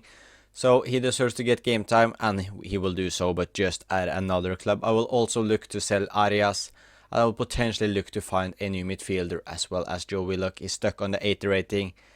And yeah, we need someone better in the midfield to partner Cisse and Stroikens. But yeah, let's get on with the transfer window and see all of the transfers that happens. We have made our first sale of the transfer window, and it is Bellegarde who will leave the club. He's now 32 years old, and he's got himself a very, very good move. He has moved from Wolverhampton to Manchester United for 15.9 million. Club captain Agbadou has also left the club, and yeah, it sucks a little bit to see him go, but he was now over the top. He would just completely go down in rating, so it was time for us to cash in on what has been a fantastic servant to the club. Agbadou has joined Newcastle United for 14.5 million euros. And we can also see that an important production company wants to film your team throughout the next competitive year. So yeah, it seems like someone wants to make an Amazon documentary or whatever about us, and yeah, we will just accept that. Why not? Sounds cool. Our third and final sale is the player we will get most money for. It is of course John Arias, who is now 32 years old. He had a very good season last year, but it was time for us to cash in on him as well, and he has also got himself a very, very good move. As we can see, he has joined Chelsea for 42.3 million euros. And we now need to strengthen the team. We need a new centre back, we need a new central midfielder, and we also need a new left winger. So it will be 3 big signings that will now join the club. So let's just get the signings started. And the first offer we have sent in and got accepted, it is Odilon Kusunu from Atletico Madrid. We have got a bid accepted for 37 million. That is also personal terms agreed with the centre back. We have got ourselves a player in his prime, 29 years old, 85 rated. So welcome to the club, Kusunu. We've also got another bid accepted, and this time it is Curtis Jones, who we have made a bid for 33.5 million for the versatile midfielder. Now let's go and agree personal terms. Here is Curtis Jones now at Wolverhampton, and I'm hoping that by converting him from an attacking midfielder to a central midfielder, that he will grow in ratings as well. He is also in his prime, 29 years old, and is 83 rated. And the last player we have agreed a bid, or we have got a bid accepted for, it is Tyreek George now at Sunderland. So he is getting himself a better move, and we have got a bid worth 37.5 million accepted for the Sunderland attacker, and that is the same for Kusunu. No, it's 500k more than what we paid for Kusunu. So now let's get our third and final signing over the board. That is our transfer business done for this season. We've got sold 3 players, 3 important players of the squad, and we've signed 3 improvements on all of them. So I'm very happy with this transfer window, with now Tyreek George having joined the club as well. So as we can see, this is the business. We sold Bellegarde for 15.9 million to Man United. We replaced him with Curtis Jones for 33.5 million. We sold Emmanuel Agbadou, the club captain, from Ivory Coast, with another Ivory Coast centre-back in Cotonou, who costed over 20 million more than what we got for Agbadou, who got himself a move to Newcastle. And then John Arias joined Chelsea for 42.3 million, and we replaced him with a former Chelsea player and youth academy player from Chelsea in Tyreek George for 37.5 million. And this is how our team is looking ahead of the season, and comparing it to the last season's team who finished 5th, it's a much better team now. Our players have grown a couple of ratings, while we also got in 3 new signings. Although George is not an improvement in terms of rating, however, is 9 years younger than what Arias was. We also have a new club captain in David Möller-Wolfe here, who has been here since the start, and he's just an absolutely phenomenal left back for us. 82 pace, 83 defending, and 87 physical. But yeah, the team is looking very good. We should be able to be in some sort of a title fight, and it's also time for us to either be in a proper title fight or win some trophies. It's Kinski in net, 85 rating. Shatuta is 81 rated, and yeah, he's the lowest rated player in the team and 29 years old, but I feel like it's no need to throw him out yet. We can give him another season and then maybe look for a new right back next year, depending on how he grows. Kosuno, our new centre back, 29 years old, 85 rated, 84 pace, 86 defending, and 82 physical. So a very similar profile to Agbadou, with both of them coming from Ivory Coast as well. We have Hughes here, who's still at the club, just 26 years old and 84 rated. Wolf, of course, our new captain, 84 rated, 28 years old. Then we have Stroikens, still at the club, 25 years old, 88 rated. We still have Cisse, 26 years old, 88 rated. And then we have new signing Curtis Jones, 83 rated, 29 years old. But I'm hopeful he will grow well this season with proper game time, as he's been a bench option at Liverpool. Our right winger Trincao, 30 years old, 88 rated. Balogun up top, 85 rated, 29 years old. And our new left winger in Tyreek George, 82 rated and just 24 years old. And he's got pace, he's got decent shooting, decent passing, good dribbling. So I'm very excited to see how he is in game. And our bench is still looking pretty solid, with a lot of different options such as Willock, Doyle, SA, Sims, Gomez, Giga, Lima, Lonwake, and also a backup goalkeeper in Bryn. But yeah, let's just get started with the season. We have a difficult game to start off with a home game against Man City. So a win here would be a huge statement to start the season with. Curtis Jones wins the ball early on. He gets it back from Trincao. Curtis Jones looking to make instant impact. And unfortunately, the decision to pass there wasn't right. Stroikens! Oh my word! What a strike that is by Mario Stroikens to start the season off with just 6 minutes into the season. Curtis Jones showing some glimpses of what he can do. But that strike by Stroikens, one of our main players, our best player for the save so far, with an absolutely insane volley with his left foot.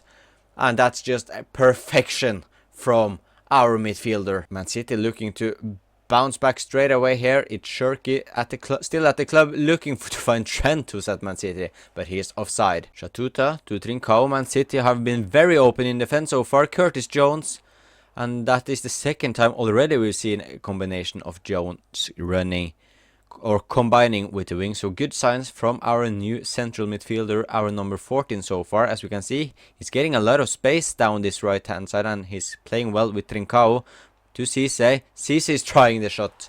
Donnarumma stops it. Shatuta. And once again we got a lot of space down the right hand side to Balogun. Trincao to Balogun, trying to find George, but Sanchez clears it. Wolfe to Cisse. Cisse to Balogun. Balogun looking to find Trincao, but stopped by City once again. But we are just absolutely all over them at the moment. As we can see here, we are winning the ball once again, and Balogun now has it. Can we create something this time? Follower and Balogun. Nah, that's poor from us. Nipan finds Marmoush down the left. Can he cross it to Haaland? He tries to do so, but Wolfe wins the header, and that was a poor cross by Marmoush. Shirky to Haaland. This is not what we want to see. Erling Haaland thankfully shoots over the bar. Tyreek George, can he show his pace? He gets the ball from Balogun, but unfortunately is offside. Man City on the attack now. Ryan Shirky finds Rangers. Gianni Rangers scores, but he's offside as well. So we are on the lucky side of the offside flag right there. And is it a clear offside? It is not. We get very lucky that he is offside there. Wow. Tyreek George on his Wolverhampton debut. What a save by Donnarumma. Tyreek George getting close to a debut goal at Molyneux Stadium. Sverre Nippan to Rangers, and he scores, and this time it counts because that's nowhere near offside. That's just passive defending from us, and we can't let Rangers shoot from that position. But we're looking to bounce back straight away. Curtis Jones to Trincao, to Balogun, to Stroikens. Showing some skills there. Tyreek George, Balogun, he can't get the shot off. Rangers on the attack again, stopped by Hughes. And now we of course have Tyreek George, who is very, very fast, who can use his pace. Tyreek George, no. Man City not giving up. They are looking for the winner. Phil Foden's attempt is saved by Kinski. Rangers with the cross. That should be picked up by Kinski. Now let's start the counter-attack once again. This time maybe we can take a little bit better of it to Balogun. George making the run. Tyreek George this time saved by Donnarumma again. Can we create something from the corner? Trincao to Balogun. Balogun can't win it. Can we win the second ball? Wolfe, he does. Finds Kosunu. Back to Wolfe. The club captain finds George. To Stroikens, who's already scored today. Mario Stroikens. Good ball to Cisse. Cisse scores in the 88th minute. We have most likely scored a winner, and it's a brilliant goal by Cisse. And this could be huge 3 points despite being game week 1 of the season. A win against Man City can always be what is the difference between a title and not. As we can see these beautiful replays here. I love to see the halfline.ea. I love it. Let me see the goal, please. Yes, we can see the finish there from Cisse and the celebrations. What a moment for Cisse and Wolverhampton to start the Premier League campaign off. Man City are looking to find an equalizer. If they score now, I will be very, very disappointed. Clear it away, Curtis Jones. That's it. That's game over. Wolverhampton 2, Manchester City 1. And that might be the most dramatic first game ever in Wolverhampton, as we are even talking about this being a title match after a single game. Yeah, let's just keep calm for a little bit, but I wouldn't mind us being in a title race at the end of the season. But now let's try to just win some games first and have a look at this. We are now in November. After 10, or we have played 9 league games, we are third in the table. A win against Chelsea and we are up top. A loss, however, we'll see Chelsea being just 3 points behind us. But this looks like a very, very promising start to the season. So hopefully we can win at home to Chelsea. Everyone is fit and ready to go. So hopefully we can have a similar experience as we did against Man City at home. Stroikens to Curtis Jones. We are looking to get a good start here against Chelsea. Curtis Jones finds Francisco Trincao, who shows his skills down the right. Trincao back to Cisse. Cisse sees Tyreek George. Oh, almost scoring against his former club there, the English left winger. Liam Delap running with the ball, and we are looking to find the tackle, and that's a horrible tackle by, I think that was Hughes, our centre back. Yes, it was. Delap will take the free kick. Delap takes the free kick. Thankfully it's wide. Of course, Arias is starting for Chelsea as well, the former Wolverhampton player who is sold in the summer and replaced Mr. Tyreek George within the team. So yeah, it's kind of a battle between George and Arias, as well as we of course sold the Colombian winger. But now George talking about the pair, he can show why we signed him. Tyreek George to Curtis Jones. Raya saves. Chelsea now creating something, and Hughes with a big tackle. Tero against Hughes. He gets past Hughes. Chatuta with another crucial tackle, and we are struggling a bit now against this Chelsea press. Curtis Jones, he gets past the centre back. Curtis Jones with the shot, he hits the post. Can we get one last chance before the referee blows for first half? He does. We do. Trincao. You need... No. I should have gone for the shot. That is just stupid. That should have been 1-0 Wolves. That's just simply my fault. Wolfe finds Stroikens. Mario Stroikens, who scored that wonder goal against Man City on game week 1, of course. Finds Cisse to Curtis Jones. Curtis Jones! He scores, and he shows why we spent a lot of money on him in the summer. He's the perfect box-to-box midfielder. He's good at defending, he's good at attacking, and that is a very, very good goal by us. Cisse finding Curtis Jones. And that is 1-0 to Wolverhampton. Stroikens to Cisse to Jones. And that's 1-0. Chelsea looking to bounce back straight away with a header from Delap. But that is not worrying at all. Delap to Enzo Fernandez. Enzo Fernandez trying the through ball. But good defending from Kusuno. Trincao making the run. Balogun's got the ball. And that is a lot of room for Francisco Trincao to run into. Trincao, no! Trincao again with another wasted chance, and that is a brilliant save from David Raya, but Trincao has to score that. The corner, however, to Kusuno. It's headed out wide. Can we create something now? Trincao to Kusuno to Esse to Cisse, who tries the shot, but Fatty wins it. Karim Adeyemi to Kendry pass to Liam Delap, he gets inside the box, has Kinski saves. Trincao, can he find Balogun with a through ball? He does, and that is a fantastic ball by Trincao. And Balogun makes no mistakes against Raya.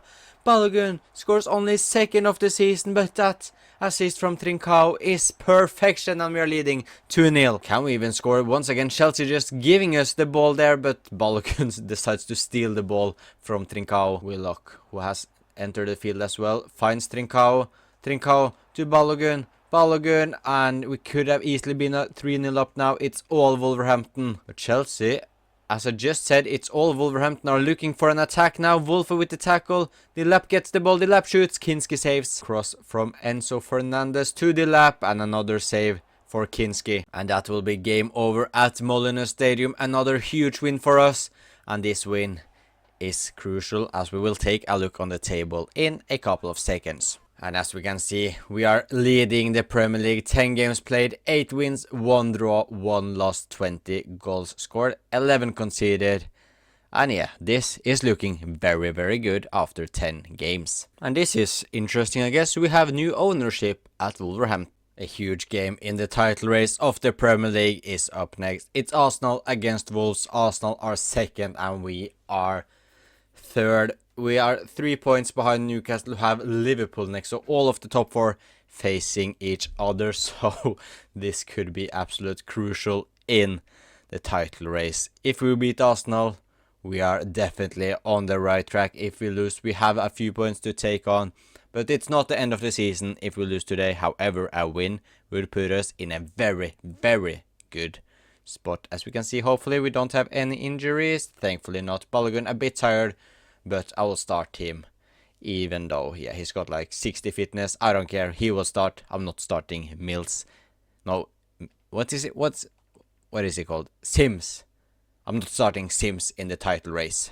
Arsenal looking to get a good start here. Bukayo Saka. He goes inside to Gyökeres, and Victor Gyökeres only needs 3 minutes to send Emirates Stadium into heaven after an early goal. And yeah, this is the worst possible start we could have had. Wolfe with a through ball to George. Tyreek George against Timber. George wins that. Finds Cisse. Cisse shoots. A good attempt as Unai Simon saved, but a good response from us. Curtis Jones finds Trincao. Trincao is looking for Balogun. Balogun to Tyreek George. George keeping the ball well here. Looking to find Balogun, the former Arsenal striker. Back to Tyreek George, and George has scored.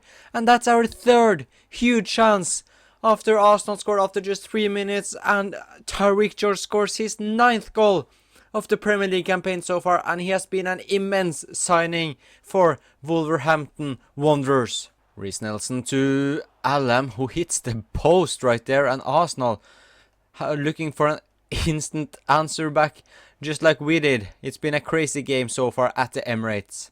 Tyreek George again, looking to cause problems for Arsenal, finds Stroikens. Tyreek George with the cross, and Saliba heads it away. Can we get something from it? Balogun wins it. Folarin Balogun to Cisse, looking to find an opening for the shot. Stroikens does. Tyreek George again to Balogun. Good turn by Balogun. Good attempt. Unai Simon with another save. To Reece Nelson, who's still at Arsenal. Reece Nelson shoots and he scores. And Arsenal are back in the lead straight before the end of first half as Reece Nelson scores his first goal of the season. Can we answer back straight away once again? Stroikens runs inside the box. Stroikens! Unai Simon almost concedes. Reece Nelson on the attack again. He's already caused a lot of problems for us. Hughes with a big tackle, which could start a counter-attack. We still keep it. Curtis Jones looking for Trincão's run. Trincão cuts inside, looking for the goal. Saliba blocks it. And we are just keeping the pressure on. Cisse, Trincão to Balogun. Folarin Balogun! Curtis Jones, can we finally get an equalizer? We've been all over Arsenal. Curtis Jones to Trincão, to Cisse, Unai Simon yet again. Kosuno wins it. Our centre back finds Trincão. Sims was gone on the pitch, finds Stroikens, and Sims with an assist, and Stroikens finds the equalizer finally for Wolverhampton. And Stroikens goes to celebrate with the travelling away fans. And don't concede straight away. Do not concede straight away. Kosuno, he gives Gavi the ball. Gavi shoots Kinski. Thank you. Merino with the cross to Arsenal. Wolfe clears it. And now we can maybe be on a counter-attack as Trincão finds Tyreek George. Sims makes the run. Ellis Sims. Can he score? An assist is coming on. No! Sims, you need to score. I know you're a backup striker, but you need to score there. And that was the chance to win it. Maybe we have one final attempt here. Shatuta to Trincão. It's that a penalty? Oh, it's a free kick. I thought it was a penalty. Can Trincão do the impossible to score from this angle in the last seconds of a huge title fight? He will try. Francisco. Trincão shoots straight in Gyökeres. And that is game over. It's 2-2. We will take it. It's not too bad. It's not too good. It's alright. But we are definitely more happy than Arsenal. And that draw against Arsenal sees us staying in third place. Newcastle won against Liverpool, I do believe, as they are now 3 points clear. So yeah, Man City are now in the top 4 with 39 points. It's very close between... 6 points between first and fifth place. So we are definitely in the right section of the table. There are just a couple of games left of the Premier League season and the season as a whole. We are now in the end of April. And as you can see, we are still in the title fight. However, Man City are leading the league by having 69 points. We have 66. Newcastle, who are our next game, have 67. So if we win here, we are definitely still in the race. If we lose, it will most likely not happen this year. However, we will qualify for Champions League no matter what. Because no way Liverpool will take on 8 points on us in 4 games. That will not happen. And we are still also in not the FA Cup. How about this for a final in the FA Cup? Newport County versus Bristol. How has this happened and where did we go out? We went out to Everton in the 5th round and the Carabao Cup was won by Newcastle. But we are still in the Europa League. We have a semi-final against Chelsea. So we could still win the Europa League as well as the Premier League. Although I think it will be difficult to win both of them. We could do Europa League for sure. But Premier League I don't believe too much. However, a win against Newcastle and everything can happen in the final 4 games. Can we get a good start here against Newcastle? Francisco Trincão cuts inside. He goes for a low-driven finish, and what a save that is by Chevalier. Anthony Gordon to Whitman, and that is 1-0 Newcastle, and our defense is caught in no man's land, because that is just horrible from us. I've never seen any team get so much space as they did right there. And yeah, Whitman made no mistakes. as he had all the time in the world to score that goal. We now need to come back. Cisse looking to find Tariq George. Our inform left wing cuts inside. He finds Curtis Jones. Curtis Jones, you need to score, Curtis Jones. Balogun to Cisse. Cisse to Trincao. Trincao shoots straight at Chevalier. Can we create something this time around? Trincao to Curtis Jones, who goes into the box. Curtis Jones is stopped by Bremer. Balogun just steals the ball from the Newcastle midfield here. Trincao goes on the run. Trincao gets the ball. Cuts inside. Francisco Trincao still goes, and he goes too long. Cisse to Trincao, and now we need to find Balogun. Surely now we can score for Lauren Balogun. And yeah, we took the wrong decision once again. Anthony Gordon to Joe Linton. And Kozunu with a good block. Troikens, he's got some space to run in here. But yeah, Ibanez gets the ball. And it's been a story of the second half so far. We get in some dangerous positions, but we just can't create anything. And Abusir for Newcastle. It's game over. He scores and guarantees Newcastle all 3 points, and that is unfortunately the end of our title hopes with Wolverhampton in this season. We now have to go all out for the Europa League. First, it's a semi-final against Chelsea, and hopefully we get past them to play in the final. But that's the Premier League title hopes done. It is a shame, but I do believe we have done very well to be in a title fight. I had the hopes of it at the start of the season, but to see we actually done it is making me really happy, because that means we have a very good squad. But now, all about the Europa League. Let's hopefully get past Chelsea. We are in the Europa League final after knocking out Chelsea in the semi-finals, beating them 2-5. Or beating them 5-2 on aggregate. With a 2-0 win at Stamford Bridge, we will take on Monaco, who knocked out Villarreal. So this will be a cool final, and as we can see in the Premier League as well, we still have the chance to win the title. However, unfortunately, it's not in our hands, as Newcastle have Fulham, who are 6th in the next game. But yeah, I unfortunately think Newcastle will win it, but I'm surprised they are the team that are there and not Man City.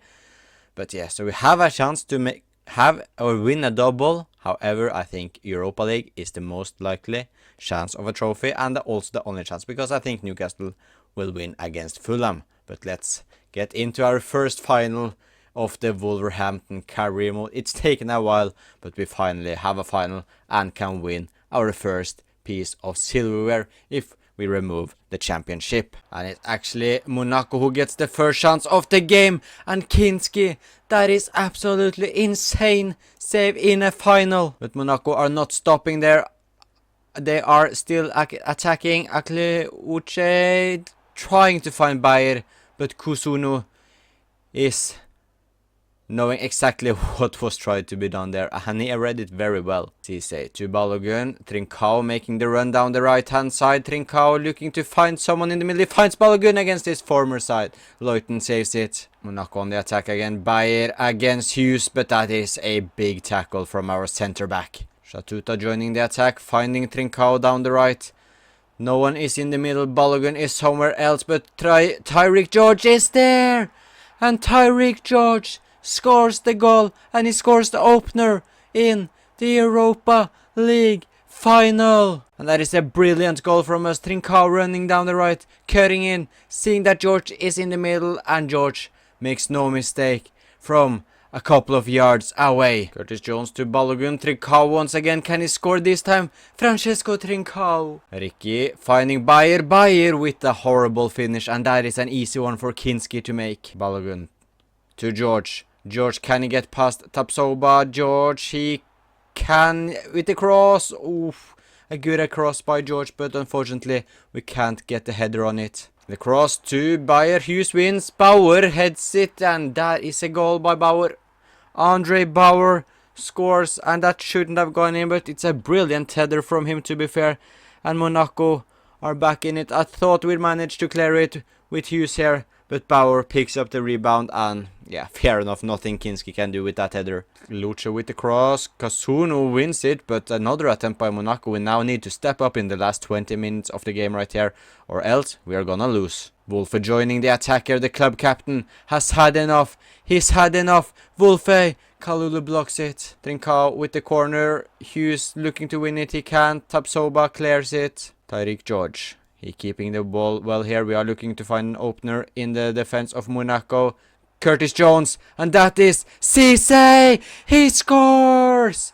Cisse can be the match winner of the Europa League with a brilliant finish in the top corner at Signal Iduna Park. And the Wolverhampton fans are going crazy because it's only 8 minutes left. And that pass by Jones to unlock the defense of Monaco is brilliant. And the finish is also perfect from Cisse. We're looking to even add another goal here. We are in no rush, of course.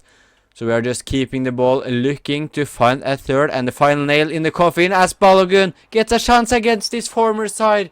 He misses, but it doesn't matter. It's game over and Wolverhampton have won the Europa League. And here we have it. We are the Europa League champions after beating AS Monaco 2-1 as Wolfe lifts his first trophy as the Wolverhampton captain. And as expected, the last game didn't play any part of the title race in the Premier League as Newcastle won their game against Fulham. So Newcastle won the Premier League after beating us on goal difference. So yeah, we were close to a double, very, very close, but I'm so happy we were in the title race. It would have been a bit disappointing unless we won the Europa League, of course, where we won against Monaco 2-1. So our first major silverware won with Wolverhampton. After a decent run, we finished 10th in the league phase. In the playoffs, we knocked out PAOK FC 3-1. Then in the round of 16, we played against Rapid Vienna, who we won 5-2 against. The quarterfinals, 3-0 against Porto, and the semifinals saw us knocking English rivals Chelsea out with a 5-2 win, and then of course the big final was a 2-1 win against Monaco. And of course the winners of the Premier League were Newcastle. We finished second, so a good Premier League campaign as well. The FA Cup was won by Bristol in the end, and the League Cup was won by Newcastle, of course. But yeah, the Champions League, who won that? It's between Man City and Juventus. But yeah, Europa League champions, Wolverhampton. We will definitely take that every single day of the week, especially after having a good Premier League season as well. And looking at the team, it's no surprise that we are where we are, the second best team in England and also Europa League champions, as Chatuta is our lowest rated player by being 83 rated, but the rest is 85 and above. We also have Trincao and Stroikens, who are both 90 rated, so our team is just absolutely insane. Kinski also kept 15 clean sheets, got another assist. Wolfe 5 goals, 3 assists from him. Kusuno 1 goal and 2 assists in his debut campaign at centre back, 1 and 1 from Hughes. Lima picking up an assist. Cisse 11 goals and 10 assists is very good from him. Curtis Jones having an alright debut campaign, I guess. He was good in the games we played with 4 goals and 5 assists, 2 and 4 from Doyle, 9 and 7 from Stroikens. So I expected more from our midfield in terms of goal contributions. Stroikens doing okay, Cisse doing pretty well as he's like the more defensive minded one. But I expected more impact from Curtis Jones. However, he was good in the game we played. But Tyreek George, the signing of the summer, for sure. 30 goals and 5 assists from our new left winger. He's gone up 4 rating, so it was definitely the right idea to sign him despite being just 82 rated at the start and change his position to a left winger. Mr. Francisco Trincao scoring 28 goals, 13 assists, so a brilliant campaign by our 90 rated right winger as well. And Balogun and Sims sharing the game time, which is not surprising as Balogun just scored 9 goals and picked up 4 assists, while Sims scored 14 and got 6. So yeah, not the best of campaigns from Balogun, but Trincao and George definitely made up for it. The previous season saw us finishing second in the Premier League while going out in the 5th round of the FA Cup and the 3rd round of the Carabao Cup. However, we ended the season perfectly by lifting the Europa League. So we are in the Champions League, of course, by finishing second and also winning the Europa League. So now it's time to either win the Champions League the Premier League or both of them. And as we can see, Rodrigo Gomez is joining PSV after he has gone there on a free transfer. And this is of course how our team is now going into season number 7, and our team is just absolutely phenomenal, finishing second in the league of course, while also winning the Europa League. So we have a very strong squad. However, with Gomez leaving, I will actually look to sign a winger who can replace Gomez in the team, because he could play on the right and on the left, and that leaves us with just Esse, Mane and Gonzalez of course, but both of them are unfortunately not good enough, even though Mane is brilliant in real life. Esse just isn't enough for our wing depth, so we need to sign a new winger who can play on both sides, but that is actually the only thing I will do in this transfer window. I will give the starting 11 one more chance to win one of the major trophies, and if we do so, it will be the final episode of this Wolves save.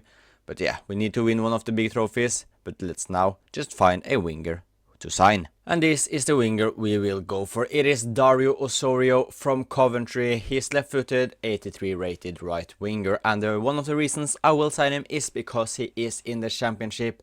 And for an 83 rated right winger stuck in the championship, it's time for him to get a move to the Premier League, and he will cost us, as we can see here, 32.5 million. Here is our new signing, our first and only signing ahead of season number 7, and it is of course the winger Osorio from Coventry, who we signed, like I just showed you, for 32.5 million. Welcome to the club, Dario Osorio. And what a start. Osorio is actually suspended. I guess Coventry were up in the Premier League last season, if I remember correctly. I guess so, since he is suspended. So that's a poor start from him, as that means he got a red card in the final game of the last season. However, he's still a very good player, and he won't be crucial. We didn't sign him to play the first game of the season. We signed him in case Trincao or George gets tired, gets injured or something like that. But he's a very good signing. 89 pace, 78 shooting, 82 passing and 83 dribbling, while being 6 foot as well. So he's a very exciting signing. But yeah, season number 7, our squad just looks absolutely phenomenal. Can we win the Prem or Champions League? I believe so, but then we need to perform. So let's just get started with the season. No need to wait anymore. And we are getting started with a Super Cup final against Man City. It is the UEFA Super Cup. The winner of the Champions League against the winner of the Europa League, which we won of course last season. So can we start the final season here at Wolves with a trophy against Man City in the Super Cup? We can. We are up there, we know. We just need to perform. Keep calm, and we can do it. Come on, Wolverhampton. To Stroikens, who's been phenomenal ever since we signed him, of course, in the first season. Jones to Stroikens, but the header is way too poor. But we won the ball again here early on. Tyreek George, Stroikens. This time, maybe this time, Donnarumma saves it. We are all over Man City in the first 15 minutes of the game. Wolfe to George. Tyreek George, straight at Donnarumma. Haaland, Erling Haaland. Kinski, brilliant save. George. Stroikens to Balogun. Following Balogun, George of course has a lot of pace. He is very fast here, George. He shows that. He shoots. But Donnarumma with yet another good save. But we are not stopping here, Trincao. You can be the man to send us in the lead. Of course, our number 7, Francisco Trincao, is the man who finesses it into the top corner, and we are leading the UEFA Super Cup. Stroikens, Cisse. Looking to find Trincao's already got one. Can he get another one? Trincao! Shatuta joining the attack with an overlap. He gets the ball. Shatuta, the man who we decide to believe in this season. He hits the post. Balogun, following Balogun. He could have gone for a shot. He decides to go with... No, I thought I went in actually.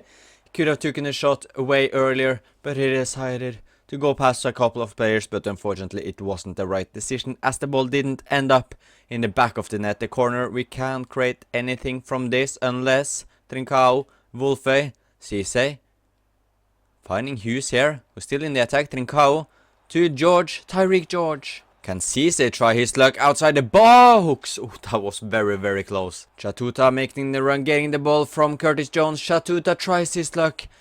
And Donnarumma, did he save that one? No, he didn't. It just said his name. And I actually feel poor for Man City. This game, they have been all over the place. They are lucky. We haven't scored like 10 goals. But now, we're looking for a second. But Donnarumma yet again stops it. And Man City score here with the last kick of the game. Yeah, they did. Lewis Kelly finds Haaland. And he doesn't need many chances. And we can blame ourselves for this one. We have had so many chances to score 1, 2, 3 more goals, but no, we haven't managed to find the back of the net. And then Man City, one chance in the last seconds of the game is a goal, and you just can't give Haaland these chances. They are always gonna go in. And don't tell me we are gonna concede again. Lewis Kelly, thankfully Kosuno tackles him and we can clear it. And is it extra time or are we straight into penalties? We are in to extra time. Okay, so no penalties yet. Come on, Wolves, we need to win this. It's not a big trophy, but it would be nice to start the season off with a Super Cup win. Stroikens finding SA, who finds Joe Willock. Trincao is with him on the right, but Willock goes himself. Joe Willock scores in the 102nd minute. Joe Willock can be the hero of the UEFA Super Cup. Ryan Shirky. Can Man City score yet another late goal here? And Mubama, he scores. And we are yet again conceding a late goal in the 114th minute. Man City find the equalizer. And we are yet again on the way to penalties. We don't have a lot of time if we want to avoid penalties while also winning it. Joe Willock, Stroikens, he tries his luck. Stroikens, Trincao. He gets past everyone. Francisco Trincao. And Man City are down under. We are giving them their same medicine while scoring with the last kick of the game. While they scored an equalizer in the 90th minute, we score a winner in the 120th. And this has been an unnecessarily dramatic Super Cup final. But we are the UEFA Super Cup champions. And this is exactly the start we wanted to this season. Our first trophy down. It's not the one or the one of the trophies we are really after. We want the Premier League and the Champions League, of course. But this is a very good start. It is an important game in the title race for the Premier League, as we will now take on Newcastle United at Molineux Stadium. Newcastle, as we can see, are leading the Premier League after 10 games. They have 26 points, while we are second with 23, and West Ham have 21, Arsenal have 20. So we have actually got already a little gap on the other teams apart from Newcastle, of course, but a win here. And we are on the same amount of points as Newcastle. So we will be joint first. So a crucial game if we want to have some hope of winning the Premier League. A win here and we are guaranteed in the mix. A loss and we will be a total of 6 points behind already, which isn't ideal. But yeah, let's see if you can take the 3 points at Molineux Stadium. To Abusir, to Koshku, to Openda, Luis Openda. He shoots Kinski with a good save. Corner from Koshku to Openda to Ibanez. Kosuno blocks and Newcastle have another corner. Hopefully we can just clear this one. Wolfe clears it and this shouldn't be anything dangerous. Come on, don't concede to this. Let's just get it out. Get it out. We need to win it first, of course. Abusir to Koshku, Wolfe against Koshku. Wolfe can't win it. Koshku gets it back with the man, but a big tackle from Hughes. Can Newcastle get one last chance before the first half ends? No, they cannot. Francisco Trincao, George making the run in behind. He can't get the ball, but we keep on the pressure. Trincao, what can you do? Our magical Portuguese right winger, two Stroikens to Cisse. Wolfe gets the ball. Wolfe, he looks to find Stroikens, and that is a poor attempt from our star midfielder.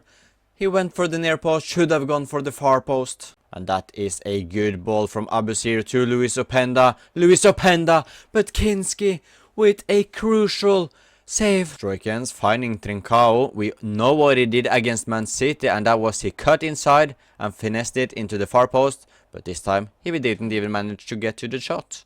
Curtis Jones looking to find Trincao. He doesn't. Balogun is with him in the middle.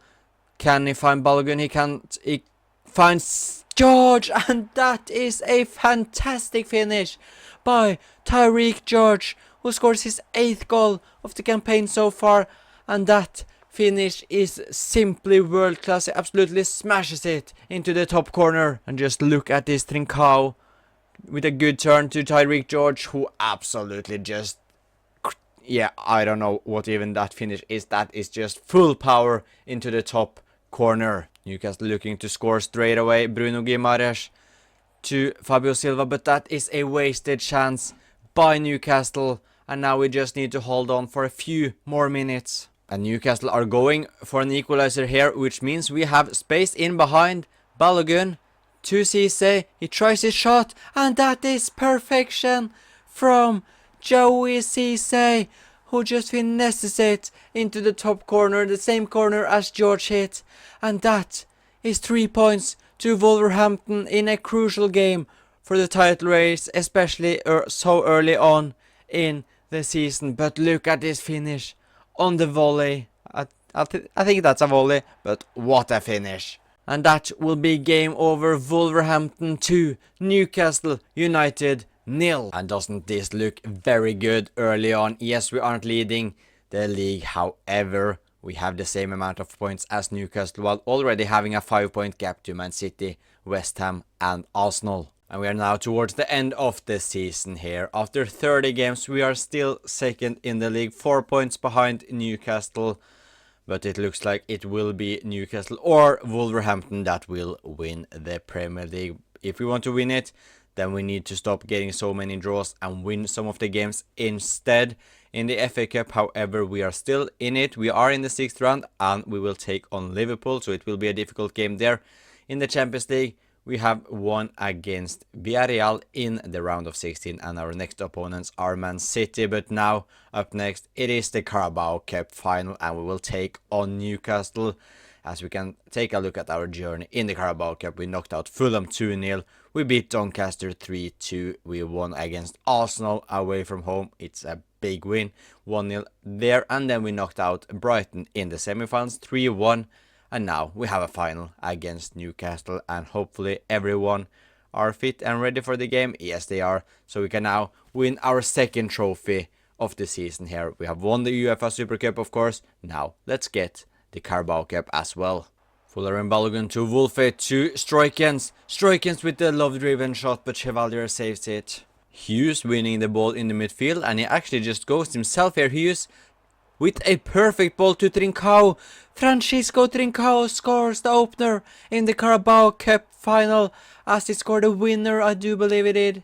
No, that was Willock who scored a winner in the Super Cup. But Trincao scored the opener there as well, and also at Wembley. But that is just perfection from Hughes, our centre-back, making passes like his prime. Mesut Ozil and Trincao scores. And Newcastle are not getting any control of the final so far. Despite going 1-0 down, we are just keeping up the pace as Tyreek George. As I said, it's been all Wolverhampton so far in this final, and Newcastle fans have to be disappointing with the first 25 here at Wembley. But we saw it against Man City in the Super Cup final. Despite us controlling most of the game, we struggled to score enough goals, which made it quite dramatic towards the end. So hopefully it will be a little bit easier this time around. But as long as we win, I will be very, very happy. Luis Openda with a good ball to Anthony Gordon, who goes into the 16-yard box. Anthony Gordon, what can he do? He's looking to find a shot. Korsku, but Kosuno with top-tier defending. Anthony Gordon, he has Fabio Silva with him, but he tries to go himself. But Kosuno with yet another fantastic tackle. Newcastle now looking to find an equalizer. Helal goes into the box. Kinski doesn't let anything go past him at the near post. Korsku to Abusir. Abusir goes into the box. He finds Tonali, and Sandro Tonali has equalized for Newcastle. And it was coming with the way Newcastle put the pressure on us, and we struggled to get the ball at all. And Newcastle are back in it. And yeah, we are not in it at all. It's all Newcastle. Fabio Silva to Abusir, and he scored. Newcastle have turned the game around in the last few minutes here, and they have been a total different team in the second half, and that is a big shame. We wanted to win the Carabao Cup. It's not looking too good right now unless we find a late equalizer. Maybe we can create something here. Curtis Jones, Shatuta, Cisse, George, Balogun! He hits the post, bar, sorry. Following Balogun, puts a little bit too much power there and absolutely destroys the bar. And that looks to be game over unless we can create one last thing here. We can't, and Newcastle have beaten us at Wembley in the Carabao Cup final. They can even score another one here. Fabio Silva and Kusunu tackles him, and it's a penalty. It's a penalty, Newcastle. It's all fallen apart here, as they can now go up to the 3-1 lead. Fabio Silva, he absolutely smashes it wide, but it doesn't matter. We have lost the Carabao Cup final. It looked promising in the first hour of the final, but unfortunately we completely fell apart in the last 30 minutes, and Newcastle have won the Carabao Cup final, and this one sucks. But yeah, now let's just focus on either the Premier League or the Champions League. And looking at the teams who are left in the Champions League, I think it actually will be more difficult to win this one than the Premier League, even though we are 4 points behind Newcastle. I do think we have a better chance at winning that instead of the Champions League. So I will actually just focus on the Premier League. And if we get to the Champions League final, of course, that would just be absolutely immense. But I put all our eggs into the Premier League. But just look at these final games in the Premier League. The month of May is Man United, then Newcastle, then Arsenal, then we are ending the the Premier League season, to Man City. So yeah, maybe not the smartest idea to go for the Premier League. However, I still think we have a better chance at winning that. I know it's crazy, but a win here against Newcastle would put us just 1 point behind. And I'm sure they will drop more points, because we, of course, are never dropping points, right? Yeah, I don't know. I'm just taking the risk. We are going all out for the Premier League. Well, have a look at this. It's one game left of the season, and we are second. 2 points behind Newcastle. However, as we can see, we are the only team left, with of course Arsenal, who we will take on, who haven't played our final game of the season, because that's a bug, of course, in the game for one reason, and that is that we are in the Champions League final, where we will take on Newcastle. So Newcastle in the Champions League final, while we have the chance to beat them in the Premier League as well. If we win against Arsenal, we have the chance to win the double, the Premier League and the Champions League. A win against Arsenal means we win the Premier League, while we also got the chance to win the Champions League. So an absolutely insane 2 games left of the season. Yeah, the ending couldn't be more crazier. We have the chance to win the double. A win here is the Premier League title, 2 Wolves, and a win against Newcastle could be the Champions League trophy as well. So let's just get straight into it. The most craziest Premier League finals ever, with everyone apart from us and Arsenal having played their final game. We have the chance to go past Newcastle and win the big Premier League trophy. Come on, Wolverhampton, let's do it. And can we get a perfect early start here? It looks so. Tyreek George looked to find former Arsenal player Balogun, but the last pass wasn't there. Reece Nelson, Arsenal controlling the game so far to Harvey, but Kinski with an absolute immense save once again for us. Francisco Trincao to Balogun, the former Arsenal striker, shoots, and he scores, and he gives Wolves exactly what they need. A goal in the last Premier League game of the season, and as things stands, Wolverhampton are the Premier League champions. Can we double our lead? Stroikens to Curtis Jones. Here we do. And it looks like the Premier League trophy will stay at Molineux Stadium with a beautiful finish from Curtis Jones. It's now Wolverhampton 2, Arsenal 0. Cisse, he hits the post. So close for making the game over. The game would have been done. The game would have been finished if we scored the 3rd goal right there. Unfortunately, it's just the post. But yeah, it looks like we will get the win over the line, because we are absolutely the best side here. And Wolfe, oh, he's offside. But yeah, Arsenal are struggling really bad, and we have the 2-0 advantage, of course. So unless something absolutely insane happens, we will be champions. Tyreek George making the run down the left, and we of course know that when he He's running, nobody can stop him. He finds Curtis Jones again, and it's a brace. Curtis Jones scores 2.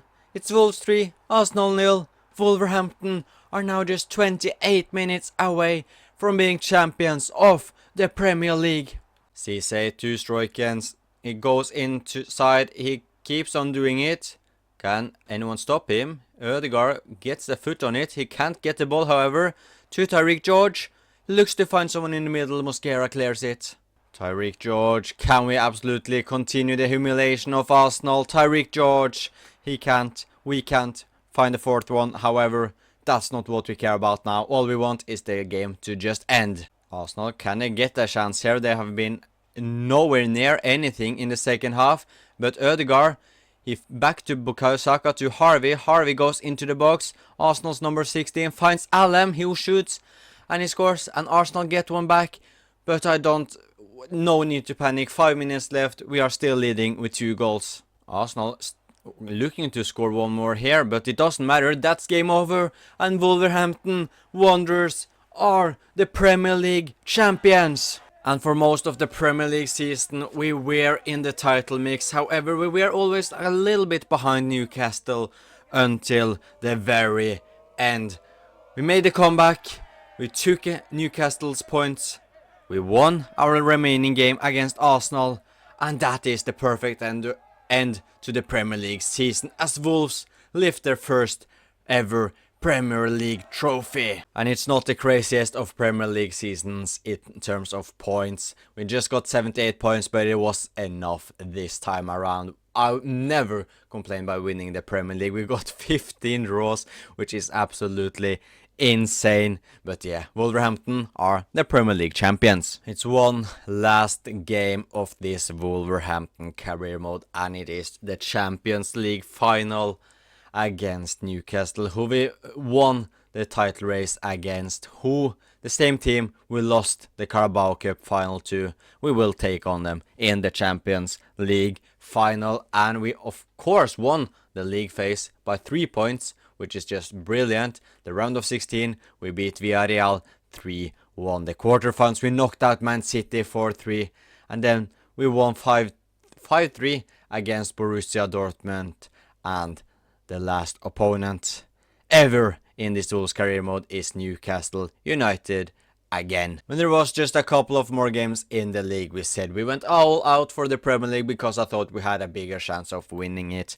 And now we have the chance to win both the Premier League and the Champions League. One last game with this team. Let's go out, enjoy it, and hopefully we can win at Arena of Schalke as well. Newcastle looking to get an early chance here in the final. Anthony Gordon, but Kinski saves it onto the post, and that could have been the nightmare start here in the Champions League final. But can we create a counter-attack from it to create something here? Tyreek George crossing it to Balogun. We can't create anything from it, but that was just inches away from being a proper nightmare start. Francisco Trincao, he cuts inside, he tries his luck. Trincao, and now we hit the post.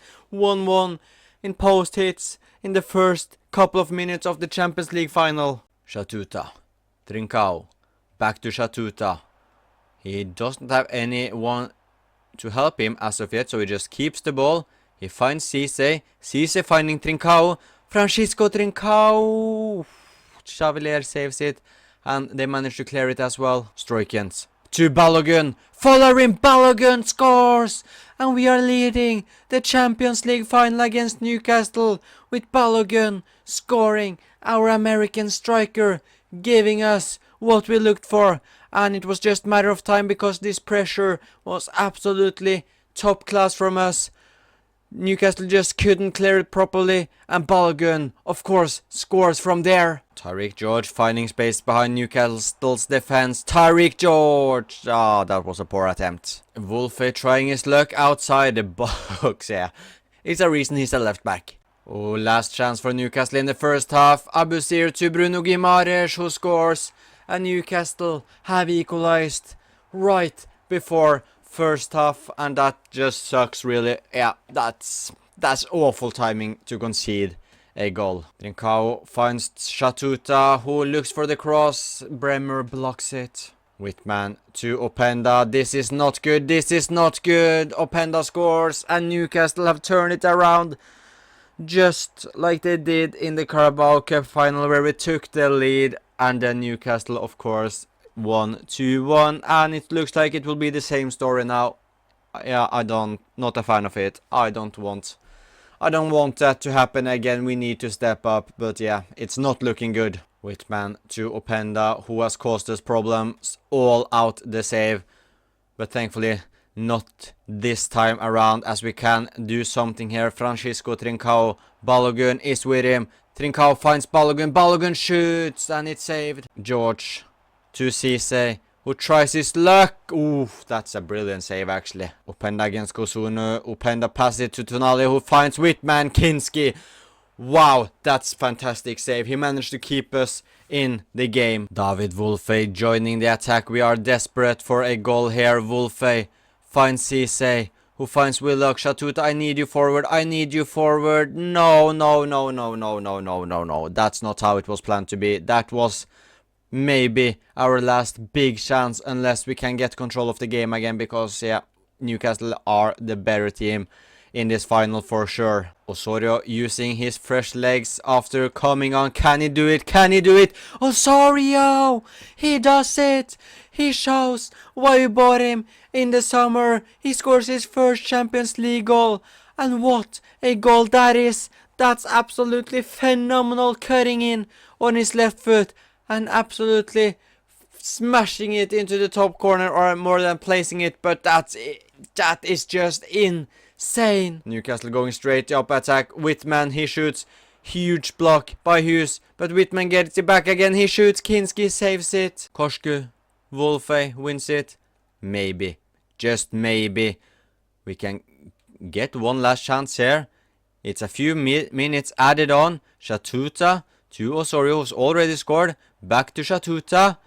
Osorio makes the run. Osorio, he cuts it, tried to do the same, but Nuno Mendes has learned from the previous time around. Osorio making the run. Can Trincao find him? He does. Osorio, can he score again? Osorio, no! Visa, he gets tackled there, but they keep the ball. Helal with the cross to Whitman. No, it was Fabio Silva actually, but Kinski once again with an absolutely outstanding save. And this doesn't look good. Oh, Kinski saved it, but it was offside anyway. But yeah, both teams are getting big chances now, so I wouldn't be surprised if it's a winner before the penalty shootout eventually happens. And maybe we can do it now. Osorio. Oh, that will never go in with the outside of the foot right there. Donovan trying to find Visa. He does. Visa. Kinski with the last minute save in the Champions League final. We just need to clear it now so we get penalties, because that's the best thing we can get. Get it out. I don't know if we can win penalties, but I don't care. We don't lose it now. Don't lose it now. Surely that's game over. Yes. The Champions League final is heading to penalty shootout. Fabio Silva against Kinski. Kinski has been arguably our man of the match so far, but Silva scores. Francisco Trincao, he goes bottom left and it goes in. Visa up next for Newcastle. Can we save it? Kinski, he goes the right way and he saves it. Mario Stroikens, who's been there since the first season. Can he score? No, he doesn't. Kinski against Nuno Mendes. Kinski saves it again. Osorio, he just will smash it in the middle and he scores. Helal against Kinski. Can Kinski save his third in a row? He cannot, but he hits the post. And now a goal here from Tyreek George means that Wolverhampton will win the Champions League. And we have won the double. If we score, no, we don't score. We don't score. It's all up to Kinski now. If Gordon scores, Newcastle still have a chance. If the Kinski saves, we have won it. He scores. Joe Willock against his former side Newcastle. A goal here and we are the champions. The biggest ever penalty out taken on career mode is Joe Willock, who scores, and Wolverhampton are Champions League winners. As we, of all the scenes we can see, we saw the roof, but we have won it. We have won the Premier League. We have won the Champions League. We lost the Carabao Cup to Newcastle, but we don't care about that now. We have won the 2 biggest trophies we can win. And what a way to end this career mode with a penalty shootout and Joe Willock to score against his former side, Newcastle United. We wanted to win one of the Premier League or the Champions League. I didn't expect it was possible to win both of them, but here we are. We have won the Premier League, we have won the Champions League. Well, we also won the Super Cup, of course. But yeah, what a team we have made with Wolverhampton, and what a dramatic final it is for us to lift the big Champions League trophy. And this is just the most dramatic ending to a career mode I've ever had. First of all, it was the Premier League. We had one more game left. And if we won it, we would have won the Premier League as we did, beating Newcastle to the title with a single point. And then we had the Champions League, of course. We took the lead, but then Newcastle made a comeback and we scored a late goal. And to then win on penalties is just absolutely crazy. So yeah, what a end to this Wolves career mode, and I just hope you enjoyed it, because I certainly have. The FA Cup, however, was won by Arsenal beating Tottenham. We went out to Liverpool in the quarterfinals, and the Carabao Cup, of course, we lost to Newcastle in the final. And this is the iconic Wolverhampton team. Kinski in goal, Shatuta as the right back, the centre back partners being Hughes and Kusuno. Then we have club captain Wolfe as the left back.